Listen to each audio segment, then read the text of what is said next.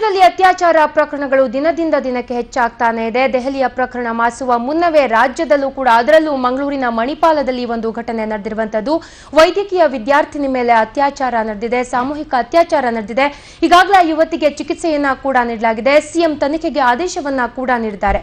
ಹಾಗಾದ್ರೆ ಯಾವ ರೀತಿಯಾಗಿ ಈ ಪ್ರಕರಣ ನಡೆಯಿತು, ಸರ್ಕಾರ ಈ ಬಗ್ಗೆ ಯಾವ ರೀತಿ ಕ್ರಮವನ್ನ ಕೈಗೊಂಡಿದೆ, ಈ ವರದಿಯನ್ನ ನೋಡಿ.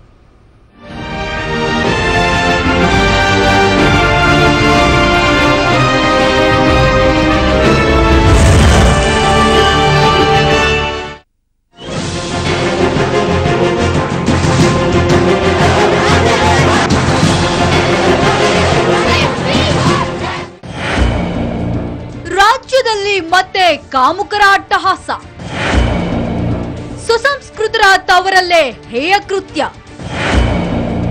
ಮಣಿಪಾಲ್ ವೈದ್ಯ ವಿದ್ಯಾರ್ಥಿನಿ ಮೇಲೆ ರೇಪ್, ವಿದ್ಯಾರ್ಥಿನಿ ಮೇಲೆರಗಿದ 3 ಕಾಮುಕರು. ಹೌದು, ಸುಸಂಸ್ಕೃತರ ತವರೂರು ಅನಿಸಿಕೊಳ್ಳುತ್ತಿದ್ದ ರಾಜ್ಯ ಇದೀಗ ರಕ್ಕಸರ ನಾಡಾಗ್ತಾ ಇದೆ. ಕಾರಣ, ರಾಜ್ಯದಲ್ಲಿ ರೇಪ್ ಪ್ರಕರಣಗಳು ಹೆಚ್ಚುತ್ತಲೇ ಇವೆ. ಉಡುಪಿ ಜಿಲ್ಲೆ ಮಣಿಪಾಲ್ನಲ್ಲಿ ವೈದ್ಯ ವಿದ್ಯಾರ್ಥಿನೋರ್ವಳ ಮೇಲೆ ಕಿರಾತಕರು ಸಾಮೂಹಿಕ ಅತ್ಯಾಚಾರ ನಡೆಸಿದ್ದಾರೆ.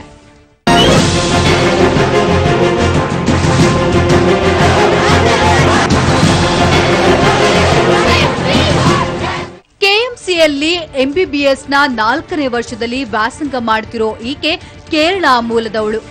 ಕಳೆದ 20ರಂದು ಮಣಿಪಾಲ್ ವಿವಿ ಕಟ್ಟಡದಲ್ಲಿರುವ ಗ್ರಂಥಾಲಯದಲ್ಲಿ ರಾತ್ರಿ 11:30ರವರೆಗೆ ಅಧ್ಯಯನ ನಡೆಸಿ ತನ್ನ ರೂಮಿಗೆ ಹಿಂತಿರುಗುತ್ತಿದ್ದ ವೇಳೆ ಆಟೋದಲ್ಲಿ ಬಂದ 3 ದುಷ್ಕರ್ಮಿಗಳು ಈ ಕೃತ್ಯ ಎಸಗಿದ್ದಾರೆ. ಇದರಿಂದ ತೀವ್ರ ಮಾನಸಿಕ ಆಘಾತಕ್ಕೆ ಒಳಗಾದ ವಿದ್ಯಾರ್ಥಿನಿಗೆ ಕೆಎಂಸಿ ಆಸ್ಪತ್ರೆಯಲ್ಲಿ ಚಿಕಿತ್ಸೆ ನೀಡಲಾಗುತ್ತಿದೆ.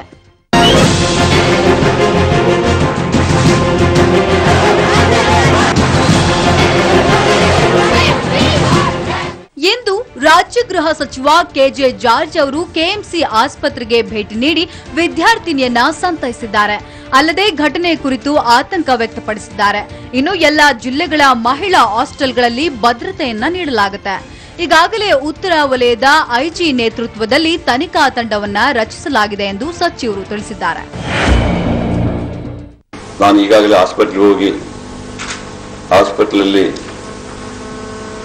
ರಾಮದಾಸ್ ಪೈ ಅವರು, ಎಂಡಿ ಅವರು ಮತ್ತೆ ಡೀನ್, ಮೆಡಿಕಲ್ ಸೂಪರ್ಡೆಂಟ್ ಅವ್ರನ್ನೆಲ್ಲ ಭೇಟಿ ಮಾಡಿ ಚರ್ಚೆ ಮಾಡಿದ್ದೀನಿ. ನಂತರ ಯಾವ ಸ್ಟೂಡೆಂಟು ಈ ಒಂದು ಅನಾಹುತಕ್ಕೆ ಬಲಿಯಾಗಿದ್ದಾರೆ ಅವರ ತಾಯಿಯನ್ನು ಸಮೇತ ಭೇಟಿ ಮಾಡಿದ್ದೀನಿ. ಮತ್ತೆ ಆ ವಿದ್ಯಾರ್ಥಿನಿಯನ್ನು ಸಮೇತ ಭೇಟಿ ಮಾಡಿ ಬಂದಿದ್ದೀನಿ. ಬಹುಶಃ ನನ್ನ ಭೇಟಿ ಉದ್ದೇಶ ಒಂದು, ಅವರಿಗೆ ಧೈರ್ಯ ಕೊಡೋದು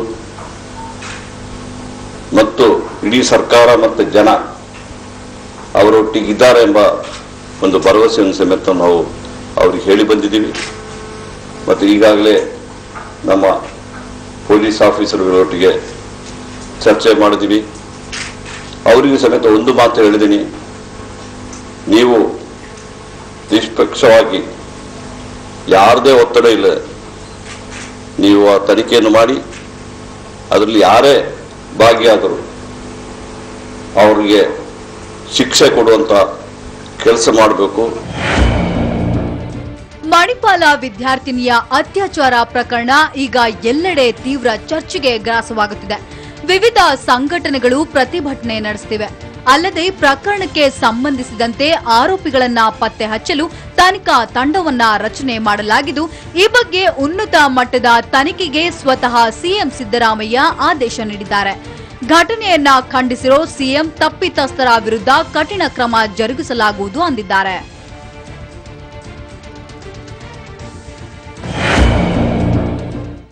ಹುಡುಗಿಯ ತಾಯಿ ತಂದೆಗೆ ನಾವು ಬಿಜೆಪಿಯ ಒಂದು ಟೀಮ್ ಆಗಿ ಹೋಗಿ ಹೇಳುವಂಥ ಕೆಲಸ ಮತ್ತು ಇಲ್ಲಿಯ ಪೊಲೀಸ್ ಅಧಿಕಾರಿಗಳನ್ನು ಕಂಡು ಇದಕ್ಕೆ ಒತ್ತಡ ಹಾಕುವಂಥ ಕಾರ್ಯಕ್ಕೆ ಇವತ್ತು ನಾವು ಬಂದಿದ್ದೇವೆ. ಇದನ್ನು ಮಾಡ್ತೇವೆ. ತತ್ಕ್ಷಣದಿಂದ ಬಂಧನ ಆಗದಿದ್ದರೆ, ಆರೋಪಿಗಳ ಬಂಧನ ಆಗದಿದ್ದರೆ ನಾವು ಇದನ್ನು ಉಗ್ರ ಹೋರಾಟವಾಗಿ ಕೈಗೊಳ್ತದೆ. ಭಾರತೀಯ ಜನತಾ ಪಾರ್ಟಿ ಇದನ್ನು ಹೋರಾಟ ತಗೊಳ್ತದೆ. ಹೆಚ್ಚು ಒತ್ತಡಗಳಿಲ್ಲದೆ, ಯಾವುದೇ ತೊಂದರೆಗಳಾಗದೆ ಅಧಿಕಾರಿಗಳು ಸಮಚಿತ್ತರಾಗಿ ಆರೋಪಿಗಳನ್ನು ಹಿಡಿಬೇಕು ಅಂತ ಹೇಳುವ ಕಾರಣಕ್ಕೋಸ್ಕರ ನಾವು 2 ದಿನಗಳ ಕಾಲಾವಕಾಶವನ್ನು ಕೊಡ್ತೇವೆ. 2 ದಿನಗಳ ಒಳಗೆ ಬಂಧನಗಳಾಗದಿದ್ದರೆ ಈ ಹೋರಾಟ ರಾಜ್ಯಾದ್ಯಂತ ನಡೀಬಹುದು ಅನ್ನುವಂಥ ಎಚ್ಚರಿಕೆಯನ್ನು ಇದರ ಮುಖಾಂತರ ನೀಡಿದ್ದಾರೆ. ಗೃಹ ಇಲಾಖೆ ತನ್ನ ಪೂರ್ಣವಾಗಿರತಕ್ಕಂಥ ಪರಿಶ್ರಮದಿಂದ ತನ್ನ ಪಡೆಯನ್ನು ನಿಯೋಜಿಸಬೇಕಲ್ಲ. ಯಾಕಂದರೆ ಮಣಿಪಾಲ ಬೇರೆಲ್ಲ ಇವತ್ತದೊಂದು ಶಿಕ್ಷಣಾಕಾಶಿ ಆದರೂ ವ್ಯಾಪಾರ ಕೇಂದ್ರವೂ ಹೌದು. ಅದು ಇಲ್ಲಿ ಭಾರಿ ಕಂಪ್ಲೇಂಟ್ಸ್ ದಕ್ಷಿಣ ಕನ್ನಡ ಜಿಲ್ಲೆ ಮತ್ತು ಇಲ್ಲಿ ಬರುವಂಥ ಡ್ರಗ್ಸ್ ಮಾಫಿಯಾ ಇದೆ. ಡ್ರಗ್ಸ್ ಮಾಫಿಯಾವನ್ನು ಹಿಡಿದಿಟ್ಟುಕೊಳ್ಳುವಲ್ಲಿ ಇದು ವೈಫಲ್ಯ ಆಗಿದೆ. ನಾನು ಹೇಳ್ತಾ ಇಲ್ಲ, ಗೃಹ ಸಚಿವರು ಒಪ್ಪಿಕೊಂಡಿದ್ದಾರೆ. ಇನ್ನು ಈ ಪ್ರಕರಣಕ್ಕೆ ಸಂಬಂಧಿಸಿದಂತೆ ಎಸ್ಪಿ ಬೋರಲಿಂಗಯ್ಯ ಅವರು ಇಂದು 4ರನ್ನ ವಶಕ್ಕೆ ಪಡೆದು ವಿಚಾರಣೆ ನಡೆಸಿದ್ದಾರೆ. ಇನ್ನು ಈ ಬಗ್ಗೆ ಮಾಹಿತಿ ಕಲೆ ಹಾಕಲು 3 ಪೊಲೀಸ್ ತಂಡಗಳನ್ನ ರಚಿಸಲಾಗಿದೆ ಅಂತ ಹೇಳಿದ್ರು. ಒಟ್ಟಾರೆ ಅತ್ಯಾಚಾರ ಪ್ರಕರಣ ರಾಜ್ಯವೇ ಬೆಚ್ಚಿ ಬೀಳುವಂತೆ ಮಾಡಿದೆ. Bureau report, Raj news.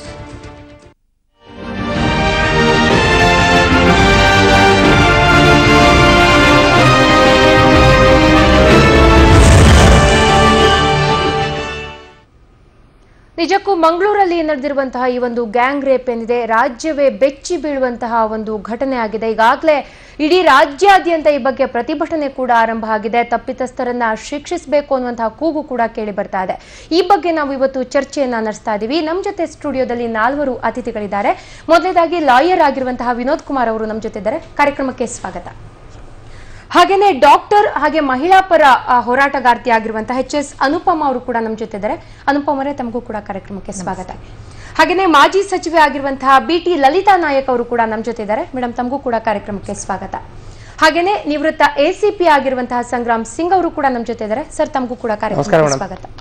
So first ನಾನು ವಿನೋದ್ ಕುಮಾರ್ ಅವರೇ ತಮ್ಮ ಹತ್ರನೇ ಬರ್ತೀನಿ.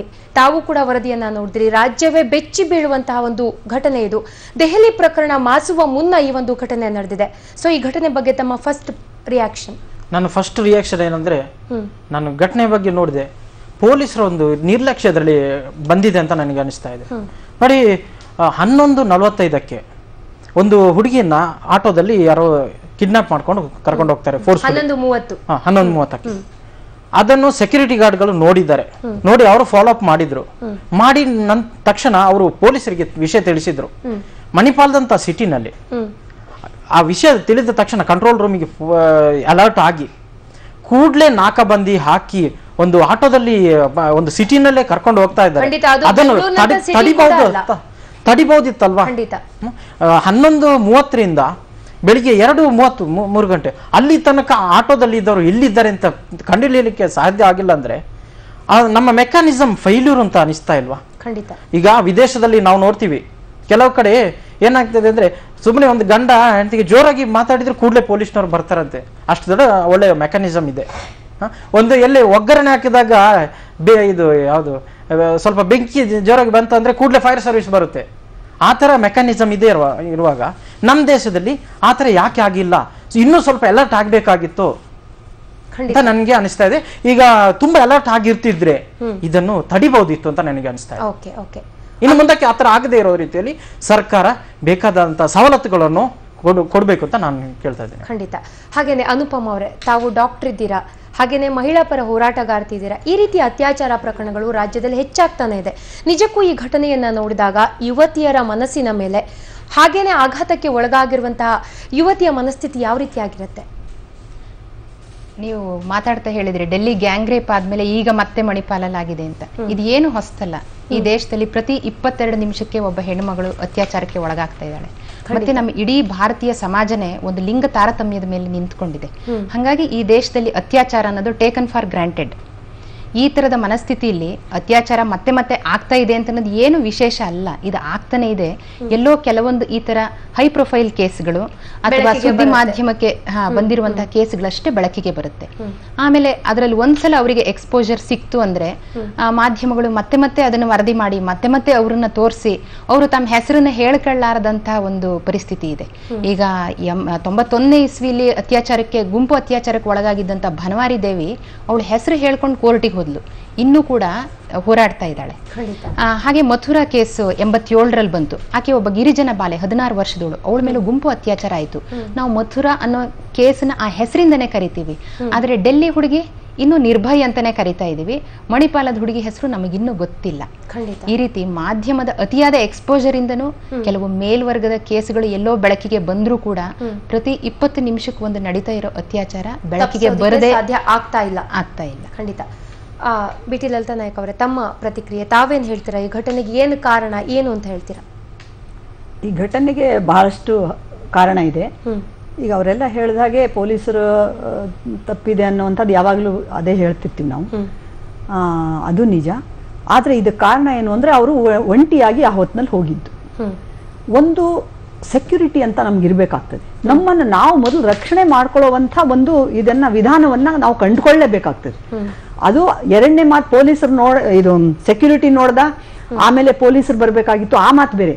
ಆದರೆ ನನ್ನನ್ನು ನಾನು ಈ ಹೊತ್ತಿನಲ್ಲಿ ಹೋಗ್ತಾ ಇದ್ದೀನಿ, ಏನಾದರೂ ಅನಾಹುತ ಆಗ್ಬೋದು ಅನ್ನುವಂಥದ್ದನ್ನು ಅವರು ನೆನೆಸ್ಕೊಳ್ಳೇಬೇಕು, ಅದನ್ನು ಮನಸ್ಸಿನಲ್ಲಿ ಇಟ್ಕೊಳ್ಳೇಬೇಕು ಅಂತ ನಾನು ಅಂತೇನೆ. ಯಾಕೆಂದ್ರೆ ಗುಂಪು ಹುಡುಗಿಯರಿದ್ದಾಗ ಆ ಥರ ಆಗಲ್ಲ.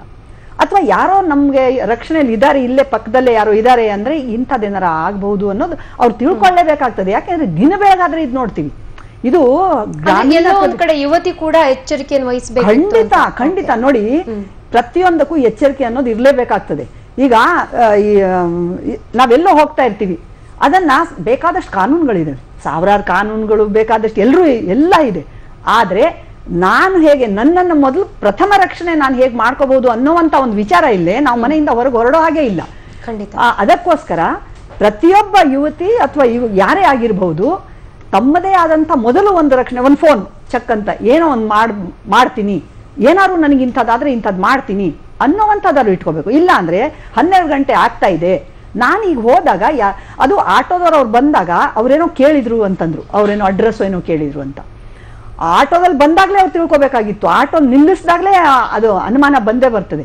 ನಮ್ಮಂತಾರ ನನಗೆ 70 ವರ್ಷ ಯಾವ್ದಾರ ಒಂದು ಕಾರ್ನಲ್ಲಿ ನಿಮ್ಮಂತಾರ ಕರೆದಾಗ ಹೋದ್ರೆ ಯಾವ ಡ್ರೈವರ್ ಆಗಿದ್ದಾನೆ, ನಾನು ಈತ ಏನಿದ್ದಾನೆ, ಯಾಕೆಂದ್ರೆ ಅವನು ಒಂದು ಮೊಬೈಲ್ಗೋಸ್ಕರ ಜೀವ ತೆಗೆದೋದಿದ್ದಾರೆ. ಒಂದು ವಾಚ್ ಸಾಕು ಅಂತಾನೆ. ಕುಡುಕರು ಪಡಕರು ಇರೋರು ಬಹಳ ಒಂದು 10 ರೂಪಾಯಿಗೋಸ್ಕರ ಬೇಕಾದ್ರೂ ಒಂದು ಕೊಲೆ ಮಾಡ್ತಾರೆ. ಅಂತ ಸಂದರ್ಭ ಇರುವಾಗ ನಾವು ಜವಾಬ್ದಾರಿಯಿಂದ ರಕ್ಷಣೆ ಮಾಡ್ಕೊಳ್ಳುವಂತಹ ದಿಕ್ಕಿನಲ್ಲಿ ನಾವು ಪ್ರತಿಯೊಬ್ರು ಚಿಂತನೆ ಮಾಡ್ಲೇಬೇಕು. ಯಾರು ಒಳಗಾಗ್ತಾರೋ ದೌರ್ಜನ್ಯಕ್ಕೆ ಅವರು ಕೂಡ ಮಾಡ್ಬೇಕು ಅಂತ ನಾನಂತೆ. ಸಂಗ್ರಾಮ್ ಸಿಂಗ್ ಅವರೇ, ಎಲ್ಲೋ ಒಂದ್ ಕಡೆ ಪೊಲೀಸ್ ಇಲಾಖೆಯ ವೈಫಲ್ಯ ಅದು ಕಾರಣ ಅನ್ನುವಂಥದ್ದು ಮೇಲ್ನೋಟಕ್ಕೆ ಕಂಡು ಬರ್ತಾ ಇದೆ ಅಂತ ಎಲ್ಲರ ಅಭಿಪ್ರಾಯ. ಎಲ್ಲೋ ಒಂದ್ ಕಡೆ ಪೊಲೀಸ್ ಇಲಾಖೆ ವಿಫಲ ಆಗ್ತಾ ಇದೆ, ಈ ರೀತಿ ಪ್ರಕರಣಗಳು ಹೆಚ್ಚಾಗುವಲ್ಲಿ ಅಂತ ತಾವೇ ನೋಡಿ. ಈಗ ಈ ಸಂವಿಧಾನದಲ್ಲಿ ಏನ್ ಹೇಳ್ತಾ, ಈಗ ಮಹಿಳೆಯರಿಗೆ ಎಷ್ಟೊಂದು ನಾವು ರಕ್ಷಣೆ ಕೊಡಬೇಕು ಅನ್ನೋದು ಸಂವಿಧಾನದಲ್ಲಿ ಇದೆ. ಅದು ಕೆಲವೇ ರಾಜ್ಯಗಳಲ್ಲಿ ಹಾಕಿದ್ದಾರೆ, ಅದ್ರ ಕರ್ನಾಟಕ ಏನ್ ಮಾಡ್ತಾ ಇದೆಯೋ ಇಲ್ಲ ಅನ್ನೋದು ಗೊತ್ತಾಗ್ತಾ ಇದೆ. ಈ ಒಂದು ಮಣಿಪಾಲಲ್ಲಿ ಏನೊಂದು ಕೃತ್ಯ ನಡೆದಿದೆಯಲ್ಲ, ಇಸಿ ನೋಡಿ, ಆ ಹುಡುಗಿ ರಾತ್ರಿ ಸುಮಾರು 11:00ವರೆಗೆ ತಮ್ಮ ಲೈಬ್ರರಿಯಲ್ಲಿ, ಯಾಕಂದ್ರೆ ಒಂದು ಮೆಡಿಕಲ್ ಸ್ಟೂಡೆಂಟ್ ಆದ್ಮೇಲೆ ಸ್ಟಡಿ ಅಟ್ಲೀಸ್ಟ್ ಒಂದು 10-15 ಅವರ್ಸ್ ಸ್ಟಡಿ ಮಾಡಬೇಕಾಗತ್ತೆ, ಅಪಾರ್ಟ್ ಫ್ರಮ್ ಕಾಲೇಜಿಂದ ಹಿಡಿದಿದೆ. ಸಾಯಂಕಾಲ ಬಂದ್ರೆ 11-1-2 ಗಂಟೆ ಆದ್ರೇನು, because the college which is supposed to be Manipal college, supposed to be one India's best college, they are utterly failure in protecting the rights of the students, whatever it may be. The second comes the police. You see, ಒಂದು ಹುಡುಗಿ, ಒಂದು college student ಬಂದಿದೆ, ರಾತ್ರಿ ಇಲ್ಲ, ಅವ್ರು ಬೆಳಿಗ್ಗೆಯಿಂದ ಸಾಯಂಕಾಲದವರೆಗೂ 5 ಗಂಟೆವರೆಗೂ ಕಾಲೇಜ್ ಮಾಡ್ತಾಳೆ, ರಾತ್ರಿ 2 ಗಂಟೆವರೆಗೂ ಅಥವಾ 3 ಗಂಟೆವರೆಗೂ ಅವ್ರು ಓದಬೇಕಾಗುತ್ತೆ ಲೈಬ್ರರಿನಲ್ಲಿ. ಹೋದ್ಮೇಲೆ it is the protection should be given by the college, not by the police. Police ಏನ್ ಮಾಡುತ್ತೆ, ಅದು ನೆಕ್ಸ್ಟ್ ನೆಗ್ಲಿಜೆನ್ಸ್ ಬರುತ್ತೆ. ಆಗ ಹೋಗುವಾಗ ಎಲ್ಲಮ್ಮ ನೀನು ಹೋಗ್ತೀಯಾ ಹಾಸ್ಟೆಲ್ಗ, ಇರಮ್ಮ ನಮ್ಮ ವ್ಯಾನ್ ಇದೆ ಕಳಿಸ್ಕೊಡ್ತೀನಿ, because they are taking lakhs of rupees for the donation. If they don't protect the rights of the students, where is the existence of the Manipal University, supposed to be India's best ಅಂತ ಹೇಳಿದೆ ಇದು ಮಾಡ್ತಾ ಇದ್ದಾರಲ್ಲ. ಅಲ್ಲಿ ಸಾಕಷ್ಟು ಕಥೆಗಳು ಆಗೇ ಹೋಗಿದೆ. ಅಪಾರ್ಟ್ ಫ್ರಮ್ ದಿಸ್, ಇದು ಒಂದು ಮುಂದೆ ಬಂದಿದೆ, ಇದು ಏನೋ ಈ ಒಂದು ರೇಪ್ ಕೇಸ್ ಒಂದು ಮುಂದೆ ಬಂದಿದೆ. ಯಾಕಂದ್ರೆ ನಾನು ಹೇಳಬೇಕು ಅಂದ್ರೆ, ಉಡುಪಿನಲ್ಲಿ ರೀಸೆಂಟ್ ಆಗಿ ಒಂದು 2 months ಬ್ಯಾಕ್ ಬಸ್ ಸ್ಟ್ಯಾಂಡ್ ಹತ್ರ ಒಂದು ಸ್ಕೂಲ್ ಆಗೋಗ್ಬಿಟ್ಟಿದೆ. ಮಧ್ಯಾಹ್ನ 2 ಗಂಟೆಗೆ ಒಂದು ಹುಡುಗಿ, 14 ವರ್ಷದ ಹೈಸ್ಕೂಲ್ ಹುಡುಗಿ ನಿಂತ್ಕೊಂಡಿದ್ದಾಳೆ. ಆಳು ಹೋಗಿದ ತಕ್ಷಣ ಅಲ್ಲಿ ಬಂದಿದ್ದೆ, ಅಲ್ಲಿ ಆಟೋ ರಿಕ್ಷಾದವರು ಬಂದಿದ್ದೆ, ಅವ್ರಿಗೆ ಅಬ್ಡಕ್ಟ್ ಮಾಡ್ತಾಳೆ, ಕಿಡ್ನಾಪ್ ಮಾಡ್ತಾರೆ. ಕಿಡ್ನಾಪ್ ಮಾಡಿದ್ರೆ ಐ ಆಮ್ ಸ್ಟೋರಿಂಗ್ ಏನಾಗಿದೆ ಅಂತ ಹೇಳಿದೆ ಪೊಲೀಸ್ ವ್ಯವಸ್ಥೆ. ಕಿಡ್ನಾಪ್ ಮಾಡಿದ್ಮೇಲೆ ಶಿ ಇಸ್ ರೇಪ್ ಮಾಡಿದ್ಮೇಲೆ ಅವ್ರಿಗೆ ಇದು ಮಾಡಿದೆ ಕಳಿಸ್ಬಿಡ್ತಾರೆ. ಪಾಪ ಆ ಹುಡುಗಿ ಬಂದಿದ್ದೆ, ಪೊಲೀಸ್ ಸ್ಟೇಷನ್ ಕೊಡ್ತಾರೆ. ಏನಮ್ಮ ಇದು ಕೇಸ್ ಕೊಡ್ತೀಯಾ ಅಂತ ಹೇಳಿದ್ರೆ ಒಂದು ಪೆಟಿ ಕೇಸ್ ತಗೊಳ್ತಾರೆ. ಆ ಪೆಟಿ ಕೇಸ್ ತಗೊಂಡಿದ್ದೆ, ಆ 4 ಜನ ಯಾರ ಆರೋಪಿಗಳಿದ್ದು ಅವ್ರಿಗೆಲ್ಲ ಸ್ಟೇಷನ್ ಕರೆಸ್ತಾರೆ. ಕಳಿಸಿದೆ, ಒಂದು ಪೆಟಿ ಕೇಸ್ ಆಗಿದೆ, ಆಯ್ತು ಹೋಗಮ್ಮ ನೀನು ಹೋಗು ಇವರು ಹೋಗು ಅಂತ ಹೇಳಕ್ ಕಳಿಸ್ಕೊಡ್ತಾರೆ. ಹಾಗೆ ಆಮೇಲೆ ಹೋಗಿದೆ, ಈ ಒಂದು ಸಂಘಟನೆಗಳಿಗೆ ಹತ್ರ ಹೋಗ್ತಾಳೆ. ಹಿಂಗಾಗಿದೆ ನನಗೆ ಪೊಲೀಸ್ನವ್ರು ಮಾಡಿದ್ರು, 4 ಜನ ಪೊಲೀಸ್ ಸ್ಟೇಷನ್ ಕರೆಸಿದೆ. ಇದೇ ಉಡುಪಿನಲ್ಲಿ ನಡೆದಿರೋದು ಜಸ್ಟ್ 2-3 months ಬ್ಯಾಕು. ಆಮೇಲೆ ಪೊಲೀಸ್ನವ್ರು ಎಸೆತ್ಕೊಳ್ತಾರೆ, ಹೇ ಹೌದಾ ಹಿಂಗಾಗಿದೆಯಲ್ಲ ಅಂತ ಹೇಳಿದ್ರೆ ಆಮೇಲೆ ಒಂದು ಕೇಸ್ ರಿಜಿಸ್ಟರ್ ಮಾಡ್ತಾರೆ. Negligence of the police. ಅಂದ್ರೆ ಇನ್ನೊಂದು ಕಡೆ ಪೊಲೀಸ್ ನೆಗ್ಲಿಜೆನ್ಸಿ ಕೂಡ ಮೇಲ್ನೋಟಕ್ಕೆ ಕಂಡು ಬರ್ತಾರೆ. ಏನಾಗಿದೆ, ಇಟ್ಸ್ ಎ ಕಾಲೇಜ್ ಕ್ಯಾಂಪಸ್, ಅದು ಮಣಿಪಾಲಲ್ಲಿ. ಯಾಕಂದ್ರೆ ನಮ್ಮ ದೇಶದ ಎಲ್ಲಾ ಕಡೆಯಿಂದ ಮತ್ತೆ ವಿದೇಶದಿಂದ ಬಂದಿದೆ, ಸ್ಟಡಿ ಮಾಡ್ತಾರೆ, ರಾತ್ರಿ ಎಲ್ಲ ಸ್ಟಡಿ ಮಾಡ್ತಾರೆ. It has the police should have applied is their mind. ಹೌದಪ್ಪ, ರಾತ್ರಿ ಎಲ್ಲ ಸ್ಟೂಡೆಂಟ್ಸ್ ಎಲ್ಲ ಇದು ಮಾಡ್ತಾರೆ, ಇಟ್ ಈಸ್ ಅವರ್ ಡ್ಯೂಟಿ. ಅಲ್ಲಿ ಒಂದು ಮೊಬೈಲ್ ವ್ಯಾನ್ ನಿಲ್ಲಿಸಬೇಕು, ಒಂದು ಯಾವ್ದಾನ ಹೊಯ್ಸಲ ನಿಲ್ಲಿಸಬೇಕು, ಅಥವಾ ಒಂದು ಪೊಲೀಸ್ ಪಿಕೆಟಿಂಗ್ ಪರ್ಮನೆಂಟ್ ಆಗಿರ್ಬೇಕಪ್ಪ. ಈ ಹಾಸ್ಟೆಲ್ ಆಗಲಿ ಲೈಬ್ರರಿ ಹತ್ರ ಮನೆಗೆ ಹೋಗೋ ಮಕ್ಕಳಿಗೆ ಕಣ್ಣಿಡ್ಬೇಕಾಗತ್ತೆ. ಅದು ಮಾಡಿಲ್ಲ. ಅದು ಅಪಾರ್ಟ್ ಫ್ರಮ್ ದಟ್, ಈಗ night beat constable either the traffic or the ನಮ್ಮ ಲಾ ಅಂಡ್ ಆರ್ಡರ್ನವರು, they should keep a watch on the this thing. ಏನಪ್ಪ ಆಟೋ ರಿಕ್ಷಾದವರು, ರಾತ್ರಿ ಆಯ್ತಲ್ಲ ಮಕ್ಕಳು ಬರ್ತಾರೆ, ಬಿ ಕೇರ್ಫುಲ್, ಹುಷಾರ್, ಹಾಗೆಲ್ಲ ಮಾಡಬೇಡ, ಸಾಕಷ್ಟು ಇದು ರೇಪ್ಗಳು ಆಗೋಗ್ಬಿಟ್ಟಿದೆ, ರೇಪ್ ಇದು ಮಂಗಳೂರಲ್ಲಿ ಮತ್ತೆ ಇದರಲ್ಲಿ ಅಂತ ಹೇಳಿದ್ರೆ ಒಂದು ವಾರ್ನಿಂಗ್ ಕೊಟ್ಟಿದ್ರೆ ಈ ಕೇಸ್ ಆಗ್ತಾ ಇರಲಿಲ್ಲ. But the negligence of the this thing Manipal university cannot be ನಾವು ಅಷ್ಟು ಈಸಿಯಾಗಿ ನಾವು ಬಿಡೋದಕ್ಕಾಗೋದಿಲ್ಲ. They should also be abetment for the offence ಅಂತ ಹಾಕಬೇಕಾಗುತ್ತೆ. ಹೌದು ಮೇಡಮ್, ಇದು ಖಂಡಿತ. ಎಲ್ಲ ಒಂದ್ ಕಡೆ ವಿನೋದ್ ಕುಮಾರ್ ಅವರೇ, ಈಗ ಸಂಗ್ರಾಮ್ ಸಿಂಗ್ ಅವ್ರು ಹೇಳ್ತಾ ಇರೋದು ನಿಜ ಅಂತ ಅನಿಸ್ತಾ ಇಲ್ವಾ? ಆ ಒಂದು ಕಾಲೇಜಲ್ಲಿ ಫಸ್ಟ್ ಒಂದು ಸೆಕ್ಯೂರಿಟಿ ಅನ್ನುವಂಥದ್ದಿದ್ರೆ ಮೆಡಿಕಲ್ ಸ್ಟೂಡೆಂಟ್ ಅಂದ ತಕ್ಷಣ ಖಂಡಿತ ಒಂದು 10 ರಿಂದ 12 ಗಂಟೆ ಓದ್ಲೇಬೇಕಾಗತ್ತೆ. ಇಲ್ಲಾಂದ್ರೆ ಎಕ್ಸಾಮ್ ಪಾಸ್ ಮಾಡೋದಿಕ್ ಸಾಧ್ಯ ಆಗೋದೇ ಇಲ್ಲ, ರೀಚ್ ಆಗೋದಿಕ್ ಸಾಧ್ಯ ಇಲ್ಲ ಆಗೋಲನ್ನ. ಸೊ ಆ ಸಂದರ್ಭದಲ್ಲಿ ಅವರು ಡೇ ಟೈಮ್ ಕಾಲೇಜ್ ಆಗತ್ತೆ, ನೈಟ್ ಟೈಮ್ ಓದ್ಬೇಕಾಗತ್ತೆ. ಸೊ ಹೊರಗಡೆಯಿಂದ ಬಂದಂತವರಿಗೆ ಲೈಬ್ರರಿ ಅಥವಾ ಏನು ಹಣಕಾಸು ಪರಿಸ್ಥಿತಿ ಅಷ್ಟೊಂದು ಚೆನ್ನಾಗಿಲ್ಲ ಅಂತಾದ್ರೆ ಸೊ ಲೈಬ್ರರಿಗೆ ಹೋಗ್ಲೇಬೇಕಾಗತ್ತೆ. ಸೊ ಆ ಟೈಮಲ್ಲಿ ನಮ್ಮ ಮನೆಯವರನ್ನ ಅಥವಾ ಇನ್ಯಾರನ್ನೋ ಕರ್ಕೊಂಡು ಲೈಬ್ರರಿಗೆ ಹೋಗೋದಿಕ್ಕೆ ಆಗೋದಿಲ್ಲ. ಆ ಟೈಮಲ್ಲಿ ಕಾಲೇಜು ಕೂಡ ಅಲ್ಲಿ ಸೆಕ್ಯೂರಿಟಿ ಕೊಡ್ಬೇಕು ಅಂತ ಅನಿಸ್ತಾ ಅಲ್ವಾ ತಮ್ಗೆ? ಹೌದು, ಸೆಕ್ಯೂರಿಟಿ ಅಡಿಷನಲ್ ಸೆಕ್ಯೂರಿಟಿ ಕೊಡ್ಬೇಕಾಗಿತ್ತು. ಮತ್ತೆ ಈ ಯಾವ್ದು ಕ್ಯಾಮ್ರಾಗಳನ್ನು ಫಿಕ್ಸ್ ಮಾಡಬೇಕಾಗಿತ್ತು. ಸಂಗ್ರಾಮ್ ಸಿಂಗ್ ಅವರು ಹೇಳಿದ ಕಾಲೇಜಿನವರು ಅಷ್ಟೆಲ್ಲ ಹಣ ತಗೊಳ್ತಾ ಇದ್ದಾರೆ, ಮಕ್ಕಳು ಖಂಡಿತವಾಗಿಯೂ ಸ್ಟೂಡೆಂಟ್ಸ್ ಲೈಬ್ರರಿಗೆ ಹೋಗ್ಲೇಬೇಕು ಸ್ಟಡಿ ಮಾಡ್ಲಿಕ್ಕೆ. ಅಂತ ಸಂದರ್ಭ ರಾತ್ರಿ ಈಗ ನಾವು ಕೂಡ ಸ್ಟಡಿ ಮಾಡುವಾಗ ಡೇ ನೈಟ್ ಸ್ಟಡಿ ಮಾಡಲೇಬೇಕು. ಅದು ಮೆಡಿಕಲ್ ಬುಕ್ಸ್ ಎಲ್ಲ ತುಂಬಾ ಕಾಸ್ಟ್ಲಿ ಬುಕ್ಸ್. ಅಂತ ಸಂದರ್ಭದಲ್ಲಿ ಎಡಿಕ್ಯೂಟ್ ಸೆಕ್ಯೂರಿಟಿ ಕೊಡ್ಬೇಕಾಗಿತ್ತು. ನಿರ್ಲಕ್ಷ್ಯ ಇವ್ರದ್ದು ಪೊಲೀಸರ ನೆಗ್ಲಿಜೆನ್ಸ್ ಇದೆ, ಅದ್ರ ಜೊತೆಯಲ್ಲಿ ಮಣಿಪಾಲ್ನವ್ರದ್ದು ನೆಗ್ಲಿಜೆನ್ಸ್ ಇದೆ ಸ್ವಲ್ಪ ಮಟ್ಟಿಗೆ, ತುಂಬಾ ಅಲ್ಲ. ಪೊಲೀಸರು ಇಮಿಡಿಯೇಟ್ ಆಕ್ಷನ್ ತಗೊಳ್ತಿದ್ರೆ, ನೆಗ್ಲೆಕ್ಟ್ ಮಾಡದೇ ಇರ್ತಿದ್ರೆ. ಸಂಗ್ರಾಮ್ ಸಿಂಗ್ ಅವರು ಹೇಳಿದ್ರಲ್ಲ, ಕಳೆದ ಬಾರಿ ನಡೆದಂತ ಒಂದು ಕೇಸಲ್ಲಿ ಕೂಡ ಈ ರೀತಿ ಆಗಿತ್ತು. ಆರೋಪಿಗಳು ಹೋದ್ರು ಕೂಡ ಅವರನ್ನ ಹಾಗೆ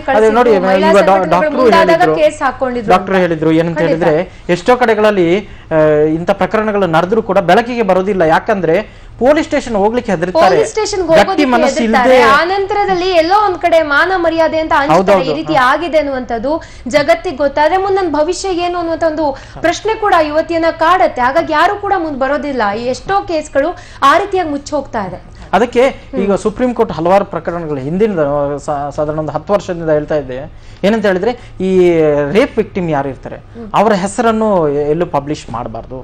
ಮತ್ತು ಇನ್ನೊಂದಂದ್ರೆ ಬೇರೆ ಯಾವುದೇ ಕೇಸ್ಗಳಲ್ಲಿ ತಿಳ್ಕೊಳ್ಳಿ, ಅದರಲ್ಲಿ ಡಿಲೇ ಇದ್ರೆ ಇಟ್ಸ್ ಡೌಟ್ಫುಲ್ ಕೇಸ್ ಅಂತ.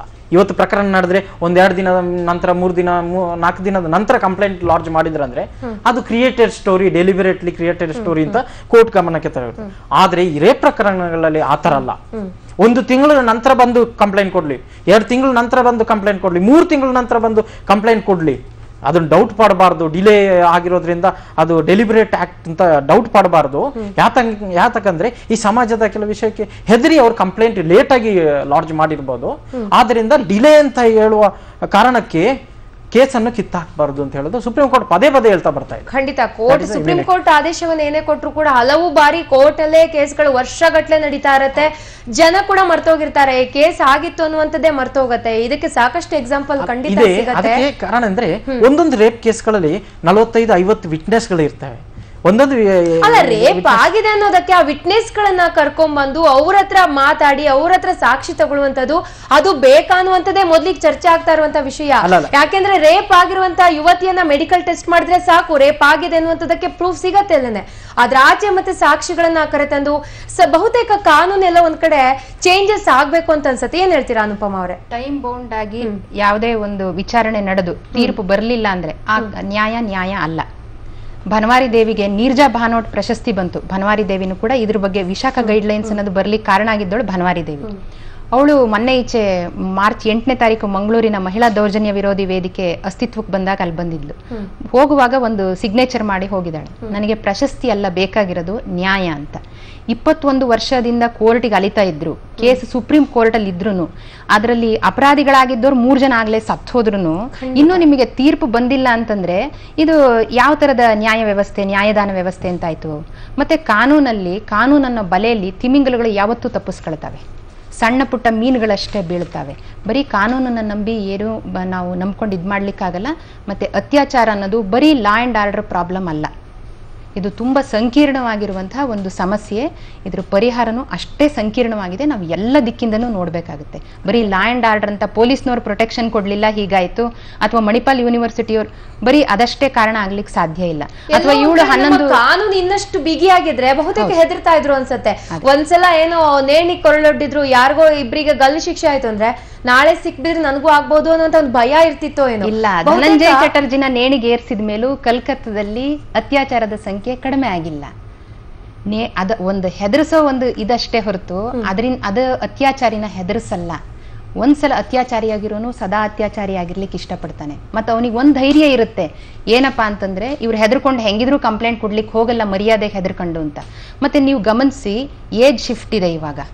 ಯಾವಾಗ ಸ್ಟ್ರಿಂಜೆಂಟ್ ಆಗಿರುವಂತಹ ಕಾನೂನು ಬರುತ್ತೋ ಅಥವಾ ಮಹಿಳಾ ಸಂಘಟನೆಗಳು ಹೋರಾಡ್ತಾರೋ, ಅತ್ಯಾಚಾರಕ್ಕೆ ಆಗ್ತಿರೋರು ಏಜ್ ಕಡಿಮೆ ಆಗ್ತಾ ಇದೆ. ಯಾಕೆಂದ್ರೆ ಸಣ್ಣ ಮಕ್ಕಳಿಗೆ ಏನು ಗೊತ್ತಾಗಲ್ಲ, ಈಸಿಲಿ ಆಮಿಷಕ್ಕೆ ಬಲಿಯಾಗ್ತಾರೆ. ಮತ್ತೆ ಹೇಳ್ಬೇಡ ಅಂತಂದ್ರೆ ಬಾಯಿ ಮುಚ್ಕೊಂಡಿರ್ತಾರೆ, ಯಾರಿಗೂ ಗೊತ್ತೂ ಆಗಲ್ಲ. ಈ ಏಜ್ ಶಿಫ್ಟ್ ಇದೆಯಲ್ಲ, ಇದು ಅತ್ಯಂತ ಅಪಾಯಕಾರಿಯಾಗಿರುವಂತಹ ಒಂದು ಬೆಳವಣಿಗೆ ಅಂತ ನನಗನ್ಸುತ್ತೆ. ಖಂಡಿತ.